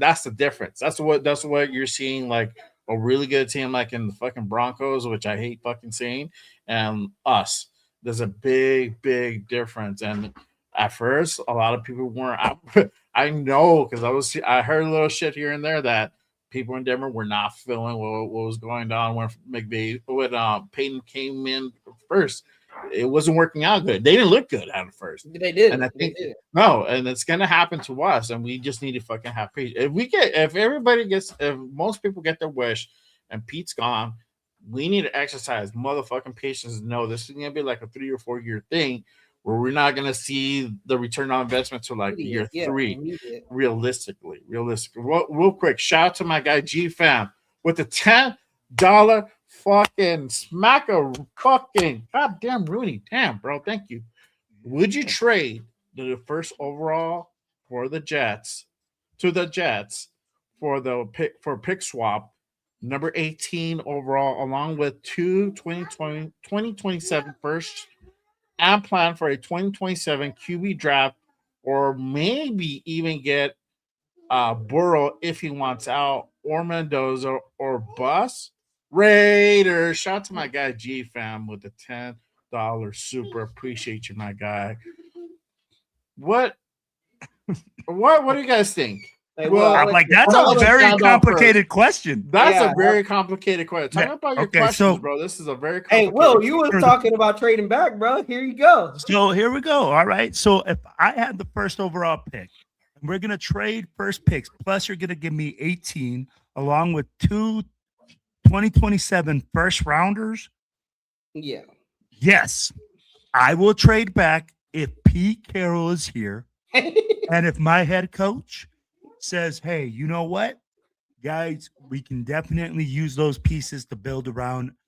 It gives me more firepower. The reason I'm doing that if Pete Carroll is here, because I do not trust him to develop a quarterback. I don't trust him, his coaching staff, the people that he has put in place to get a Mendoza and then put him in and develop him. Now, do I plan to get Joe Burrow? Absolutely not. The reason that I would not trade for Joe Burrow is because we're going to trade so much firepower in order to get him that then we need more blue chip pieces than just the quarterback. Joe Burrow can mask a lot of things, but it's only a temporary fix. And to say that it's Mendoza or bust, absolutely not. Yeah, because again, this is where the coach comes in. Coaches develop players that can develop within their system, and you're going to develop the best players with the highest potential on your board at the time. If the coach says Mendoza is not my guy, then you do it. But that's the thing. A 70-year-5 coach, a 75-year-old coach, and a 20-something-year-old quarterback is a bad match. It is. We need to move ahead and say, hey, you know what? Pete Carroll is not the solution. We need a young, creative offensive coordinator or a guy on the offensive side of the ball that doesn't make the play calls. I don't want the guy making the play calls because when you're a first-year head coach, there's a lot going on, and that's what happened with AP. AP was learning how to coach. He got trial by fire. So we need to be patient with the rookie head coach in order for them to develop with these quarterbacks. And then again, hey, put pieces around them. If we can get more blue chip pieces and he says, hey, that's what we need to do, then that's what we need to do. At the end of the day, guys, we have so many problems and there's so many solutions. There's so many ways to try to handle this. But at the end of the day, we need to stand behind a young head coach, behind somebody that is going to come in and change the culture of the team. Look at Liam Cohn. I'll be the first one to make that fucking made fun of him that said, Duval. And that motherfucker is winning. Yeah. Bro, they're going to put it on like a t-shirt. Duval. Yeah, exactly. So we need somebody that's going to do that, that's going to come in and change the team, give them the strength that they need. And at the end of the day, it's not Pete Carroll. Yeah. And that's it. it. Go ahead. Well, I didn't know. Go ahead, brother. Go ahead. I think to Will's point, you're only trading back. You're only accepting this trade if Pete's here. If somebody else comes in, I think you need to go quarterback. I think having the first overall is going to be very, very appetizing to a lot of first-year head coaches because they can go locate the quarterback. If they do like Mendoza, he's right there for the picking. I would not take the trade. I would take a quarterback because I think you can build around Mendoza this year better than what Gino has had. I'm not going to say it's way better to where we're taking off like how Ben Johnson has the Bears or how Mike Vrabel has the Patriots. No, not like that. And then with the Burrow situation, I'm not trading for Joe Burrow, not because I don't want Joe Burrow, you guys. I would love to have Joe Burrow here. It's just the Raiders. We talked about this before. The Raiders are not in position to make a trade like that. You have so many holes on the offensive line, on the defensive line. You trade for Burrow and take on that contract. Are you going to sign Tyler Linderbaum? How are you going to sign him? Bro, $55 million a year. That's what Joe Burrow's contract is looking like. In the 55 million a year. How old is Joe Burrow? This is the biggest thing is that we don't have the line to support a guy like Joe Burrow, and he's just going to go through the same thing that he went in Cincinnati. The pasture wouldn't be greener here. He wouldn't have anything that's set up for him to have I want success. $55 million to my the situation wouldn't be better. Yeah. I'm gonna say it like this. Okay. If he lost his passion in Cincinnati, you tell me he ain't gonna lose his passion with the Raiders, who's worse. I'd be like, bro, he would have been retired already. He would have been retired already. He would have been like, I don't want no more of this. As soon as he hears the trade to the Raiders, he's like, yeah, I'm retiring. The thing is, you guys, or he'll be like $55 million. I'm spending $55 million on the line. I'm spending it on the offensive line. That's what I want to do.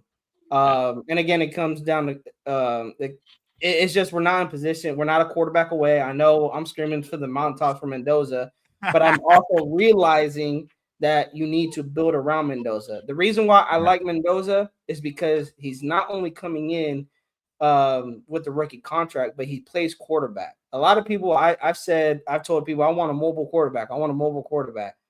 It wasn't a mobile quarterback like Lamar Jackson. I want a quarterback that can escape the pocket, escape pressure when pressure is there. Mendoza showed he can do that. But most importantly, what I love from Mendoza, he plays quarterback. That's what people rave about Mahomes, is that Mahomes can escape. He could improvise, but what he is so dangerous, he plays quarterback. He sits in the pocket, surveys the field, and if it's not there, he basically takes what the defense is giving him. And that's what you can ask for what Mendoza does. He takes what the defense gives him. Yeah, you can see it. He just dissects the fucking defense and stuff. Real quick, shout out to our guy, Waste Talent in the building. Salute my guy. He's a 75-year-old coach, and a young QB is a bad batch. It is. My guy, talk. You already know, bro. You already know. I mean, and that's why we keep saying, like, it's all about, to that question that our guy G-Fam said earlier, it's all depending on whether Pete stays or goes. This whole draft depends on whether Pete's here or not. That is the main equation of this whole thing. We're going to get an answer. Yeah, we're going to get our answer in a couple of weeks, and then we'll know then how that's going to go. And then that's another phase to it, and then so on and so forth. So we're going to have to go through this thing, this whole circus again, if Pete's gone in January and February. And we're going to be speculating on who's going to come in, who's going to be the coach, who's, yada, yada. And then once we find out the coach and we get our staff, how are they going to utilize the number one draft pick? That's going to be 100. Again, shout out to my guy, the GOAT, with another $10 raining today. Appreciate you, my guy. Let's see what happens. Burrow, if that don't work, get the kid from Ole Miss. Shout out to the GOAT, my guy. Appreciate you on the $10 super. Shout out to everyone who was commentating. Yeah, absolutely, man, in the chat. Yo, but okay, so we're talking about Joe Burrow, right? Look at Joe Burrow. Dude, again, we'd love to have a Joe Burrow. Absolutely, if we would have. Who wouldn't? But again, the things that we're giving up to get him are the pieces that we need to build around him. Yes. So it's basically like we're just screwing ourselves in the short term and in the long term. It's not going to work out for us if we can draft the kid from Ole Miss. If you really believe in him, if the coaches believe in him, let's draft the kid from Ole Miss. I never said don't draft the quarterback. What I said is I don't believe in this coaching staff. in this current coaching staff to develop one. And again, to grab a young man, to get a guy that's a head coach that says, I'm not here to develop players. That is a total red flag for me. You got to get a coach that's young, that's there to grow with him, that we can get stability, that we can grow in the long term. Yeah, that's what we need. If we and that's the thing with Pete. Yep. He doesn't have a lot of time, and what we said, 74-year-old coach with a young QB is a bad mix, 100%, because Pete doesn't have 3 to 4 years to go ahead and spend on developing guy. He needs to go ahead and try to go out with a bang. Literally, he is. And unfortunately, I don't think that's going to happen. Hopefully, they figure some type of middle ground with Pete and his departure. I hope it doesn't go the way where they're going to have to go ahead and literally get rid of him. I hope it's a very respectable way. Hopefully, it's not the way that AP went. But they have to figure that part out and have to do it gracefully. But either way, Pete's mentality is like, I don't have a lot of time. I can't waste my time on trying to develop a young quarterback. I need to go ahead and have a team that I can win right fucking now. That's just the bottom line. That's just the bottom line. That's exactly 100% facts. Yeah. Hey, write that down. Hey, can somebody write that down? I need a time log and stamp. Or clip it.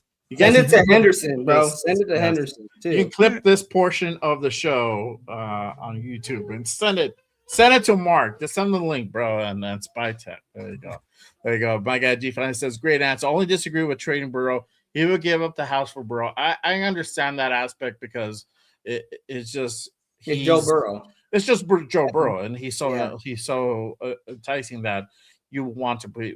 We're not prepared for him. But here's what would happen if Joe Burrow gets traded. Here's what would happen. See, this is what would happen. This right here will continue to happen because the offensive line will still not be able to block.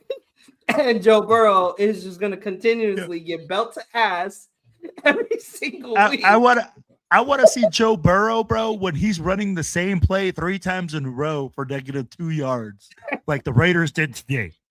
We ran the same play 3 times in a row to go 3 and out.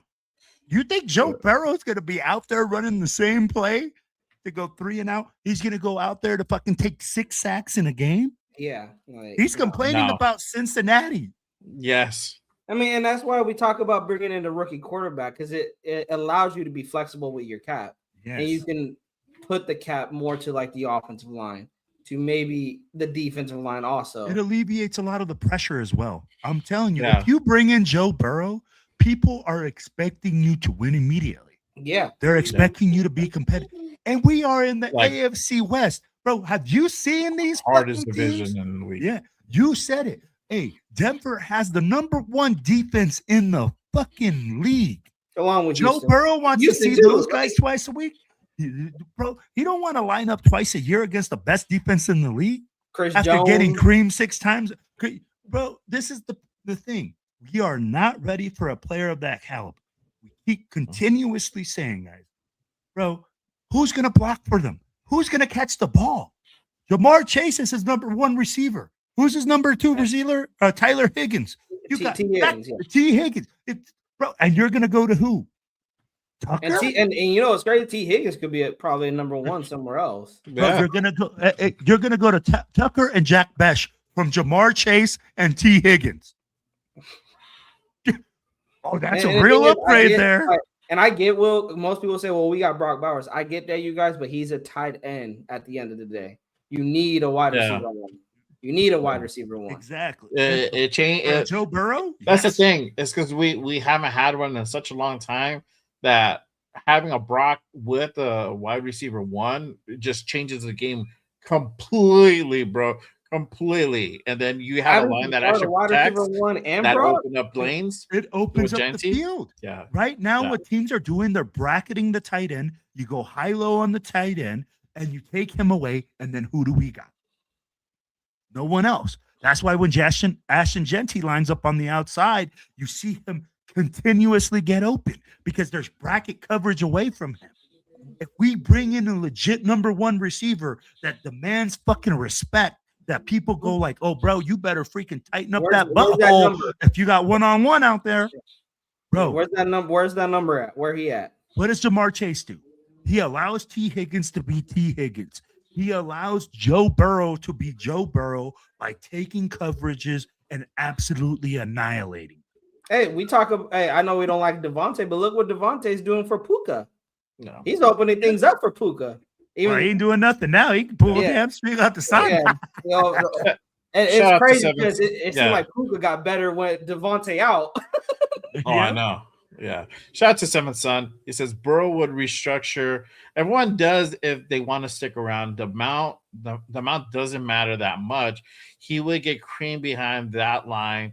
Then again, so would Mendoza. You're not lying. You're facts, bro. Wrong. The thing 100%. Is with Mendoza, you got more flexibility. You got more ways to build that line than with the Joe Burrow. He hit a key word though. He said, if the player wants to be there, Joe Burrow did not say, oh, I want to go to Las Vegas. Mm-hmm. Joe Burrow ain't saying that. So tell me if we trade for him that he's going to say, hey, I'm going to restructure my contract so I can stay here longer. Because all of a sudden I gained my passion at the Bunny Ranch right next to Jimmy G. Hey, I'll tell you right now, Will, I'm not taking the restructure to take 7-8 sacks a game. Nah, you pay me every single dime if I'm getting beat to shreds. Oh yeah, every Sunday. Oh, my guarantee, yeah, for sure. 100%. Shout out to D Huff. He says, I think they get Pete to retire. I don't think Mark would have the heart to fire a guy who never got fired. Yeah, bro, but funnier shit has happened, bro, and then I don't think that's a deterrent. G-Fam has that's a good comment. And that's why I'm not so worried about this offensive line next year as long as we get an offensive line. It all comes down to coaching. That's the thing. Yeah. It all comes down to coaching. Matters, bro. Like coaching 100% matters because I think we can all agree the offensive line is terrible because of Brandon Carroll. It's not because of the player. Well, yeah, because of Forsythe's in there. But if we're talking about starters, Colton Miller, JPJ, Meredith, Parham, Glaze. Like someone said, I think Graf said it. You cannot tell me they all regressed in one season. Like this bad. This terrible. Yeah. And Brennan Carroll is not at fault. And to say that Brennan is not at fault for it, as you know what Pete does, that Brennan's not at fault for it. You cannot say that this offensive line regressed that bad and it's not your son's fault. That's the problem. Okay. Pete Carroll don't got the cojones to sleep on the couch at his own casa because his wife's gonna beat him down. And that's gonna be a true belt to ass. Bro, that's a true belt. Hey, he's not willing to take belt to ass and saying, I fired our son. Bro, and that's his biggest downfall. His biggest downfall is bringing his sons in and putting them in key positions. He thought he could hide them being an offensive line coach and an assistant quarterbacks coach. Your fucking offensive line is one of your most key positions. Everybody looks at all the freaking ornaments, right? Bro, the offensive line is the fucking engine of your fucking offense. Yeah. Those are the guys that make everything go.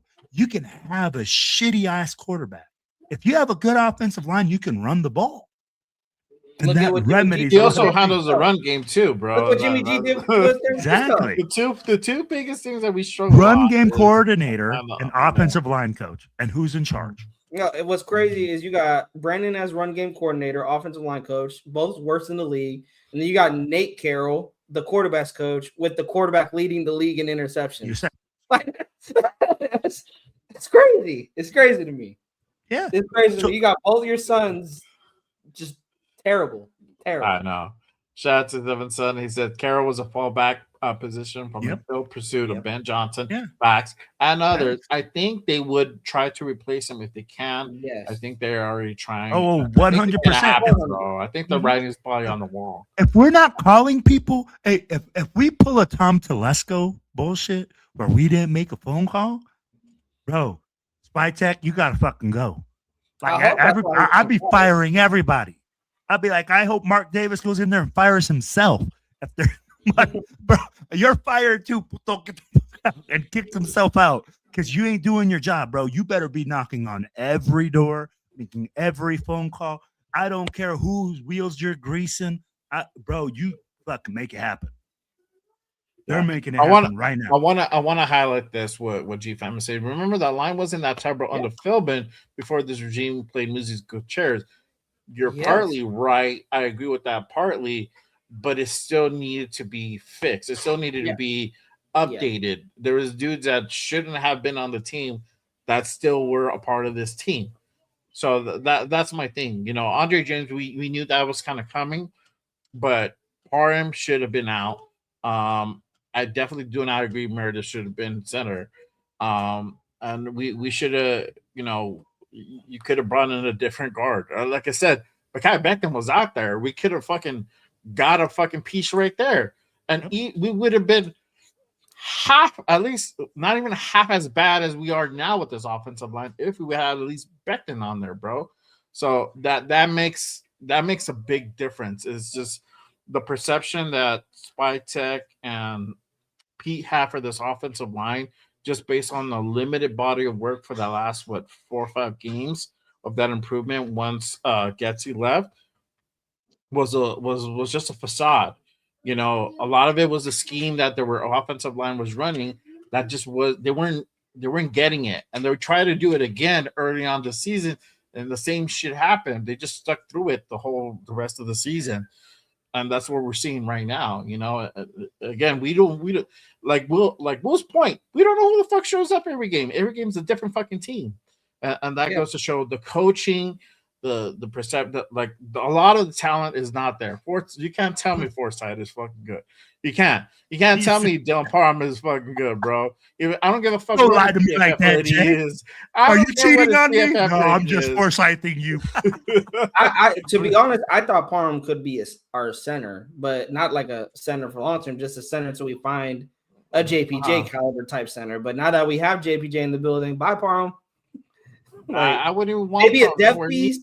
Maybe bring him back as a depth. I mean, so I'm gonna say this. I'll let him hit free agency. Let him go find a new home, bro. He's just that bad, bro. Honestly, I would. A lot of times they flip back the highlight reel and you know that replay. I'm gonna say this. I'm like, fuck, bro. I'm gonna back up the train a little bit. I'm gonna say this much. This is all due to one motherfucker, and you guys have already said it. Brennan Carroll. This awful. I don't care who we got, bro. We could have Trent Williams out there right now, and Trent Williams wouldn't be able to block anyone because Brennan Carroll can't coach it. Plain and simple, bro. Like when you got bad coaching, this is the product that you get. Yep. Shitty product. This is a product of their environment. Good players, good coaches. Mike Vrabel shows up in New England. All of a sudden, they start winning. They get good. Liam Combs shows up to the Jags. They are winning. They are good. Freaking the guy in Chicago shows up to Chicago that we missed out on. Fucking, they're good.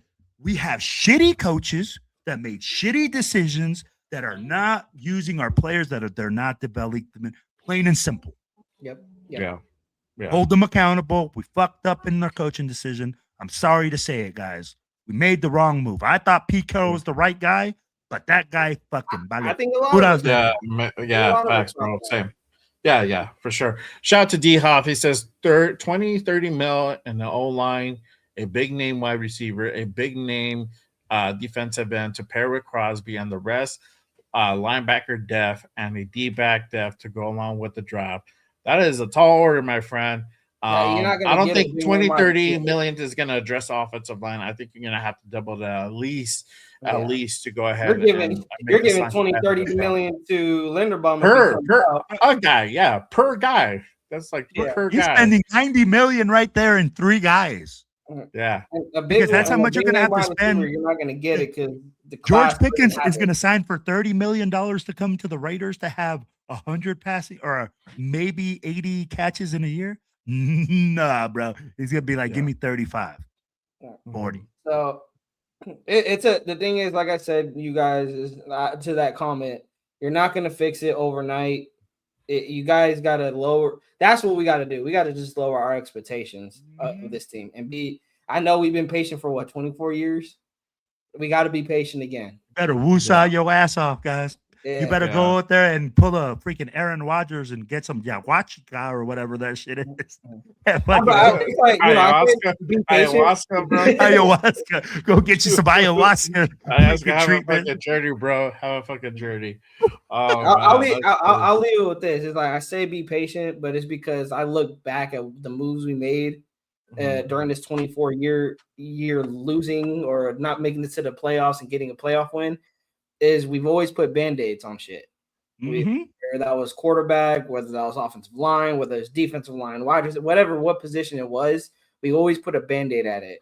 Quarterback isn't the only band-aid we had. Hell, you can even put at head coaching too. Bring in John Gruden in and, bring in Chip Kelly in as offensive coordinator, trying to just bring names in instead of actually trying to scout and bring talent to the team. You're just trying to bring names, hopefully. That's why it looks to me like they just care about money because they bring names here, hopefully to get the fans in the building, fans sell the tickets, but they don't care about the results. And it's like, nah, I don't want to come here for the name. I want to come here for wins. That's it. But you got to lower our expectations going into the offseason. They're not going to fix it overnight. What I am hoping for, you guys, and I think we can all agree, is just improvement for the following season. Just improvement. Yeah, exactly. For sure. I think you ended it off in a great note. We've been on for 3 hours. I think it was a good therapy session. Great therapy session. There's a lot to talk about. There was a lot to talk about today, and I'm glad we got together. That's facts, bro. Number 1 pick. Here we are. We earned it. Yes, we earned it. Make sure you guys hit that like and subscribe button on this channel. And all the rest of the channels, make sure you guys go ahead and subscribe to them. My guy, Raider Primos to my left. And then you got Silver and Black Radio Podcast to my right. Make sure you guys hit that subscribe button. Let them know what you guys have coming up. Any upcoming shows or where, anywhere else they can go ahead and find you at. I'll go ahead and kick it off to Primos. First and foremost, let them know where they can get it. What's going on, nation? You guys can find me at Raiders Primos on X, on Instagram, on YouTube. Just search Raiders Primos, and it will be a helmet with a Puerto Rican flag. That will be me.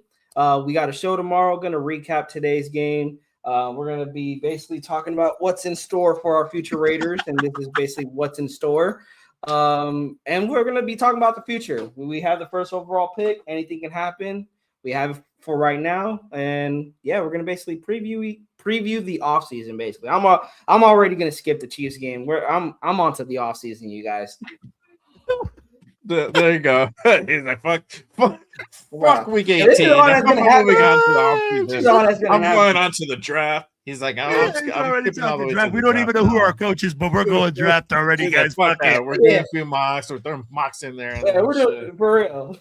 There you go. What about you, Will? Let them know where they can find you and what do you have going on? What up, baby? It's your boy Raider Will with the Silver and Black Radio Podcast and the most notorious crew. Y'all already know, man. You got me on YouTube, TikTok, Instagram, Facebook, Silver and Black Radio Podcast. And on Tuesday, we will be talking about how much we suck again on Tuesday on the most notorious podcast and letting you guys know where all the parties are at. Then on Friday, I probably will be doing some sort of show with Jeff talking about, again, how much we suck and that we will lose to the Chiefs.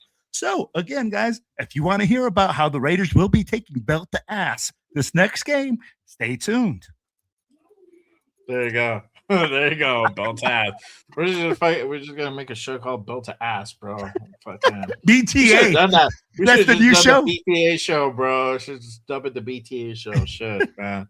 That's fucking hilarious. For me, y'all already know I got shows going on usually every week. I don't think we had a 3-hour show. I don't know if I'm gonna do a whole 3 hours. I don't know if I'm gonna do a show tomorrow. Yeah, no, I'm not. But I probably won't do a Raiders Unfiltered tomorrow. But I am actually. I'm probably gonna work on doing a New Year's Eve show with my guy Raider Jeff, and we'll have some people on. If y'all want to come through, let me know. Let's come through and call it BTA. New Year's Eve BTA. New Year's Eve BTA. We did one last year. Like a little year in review. I'll probably do it again. Bring in the new year that way. So make sure you guys go ahead and stay tuned for that. We have the Good Morning Raiders 1 year anniversary show this Saturday also coming up. We are going to do a show. So make sure you guys go ahead and pull up for that. I got some special guests lined up. We're going to go ahead and celebrate that 1 year on a high note. And that'll be literally the last game of the year as well. So, we're going to try to end everything on a good note. So make sure you guys go ahead and stay tuned to that. Your review of BTA. Your review of BTA. How we just went from shit I got to the Raiders right here. Piece of trash. BTA. Hey, what? Don't you be doing that to Gino? Why are you giving Gino that BTA? He doesn't come like this, bro. Hey, bro, blocked. what the heck? I'm already blocked. I'm already blocked. You'll be blocked by the end of the night. Yeah. Oh man, but that's gonna be our time for today. I appreciate everyone who pulled up and rocked with us on this post-game show. Everybody who was in the chat, everybody who commented, all the supers. Appreciate you guys. Nothing but love. I'm gonna go ahead and play the new intro. If you guys missed it, I'm gonna play the new intro on the way out. Make sure you guys go ahead and let me know your thoughts in the chat, in the comments. If you guys go ahead and hit the rewind, you guys catch the replay of this. Let me know what you guys think about the new intro. Here's But the other Raiders than that, defense. that's it. Okay, fucking. Okay, Jay-Z, calm down, bro. Okay.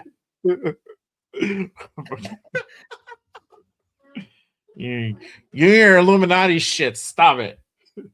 But other than that, appreciate you guys. Love. We'll see you guys next time on next week for the final post-game reaction show of the season. We can finally put a wrap to this Final BTA. Let's go. Final BTA, a final BTA show. I feel ready. We'll go ahead and hang it up, and we'll go on to other stuff. But make sure you guys go ahead and pull up for that one. But that is it for us today. Appreciate you guys. Go ahead and let me know on that intro on the way up. Till next time, nation. Yes, sir. Yes, sir. BTA. BTA. BTA. The new BTA show, baby. Stay tuned. It's coming out. Your review, belt to ass. Billy, your review, belt to ass. Fine. All right, y'all. Peace. Come on.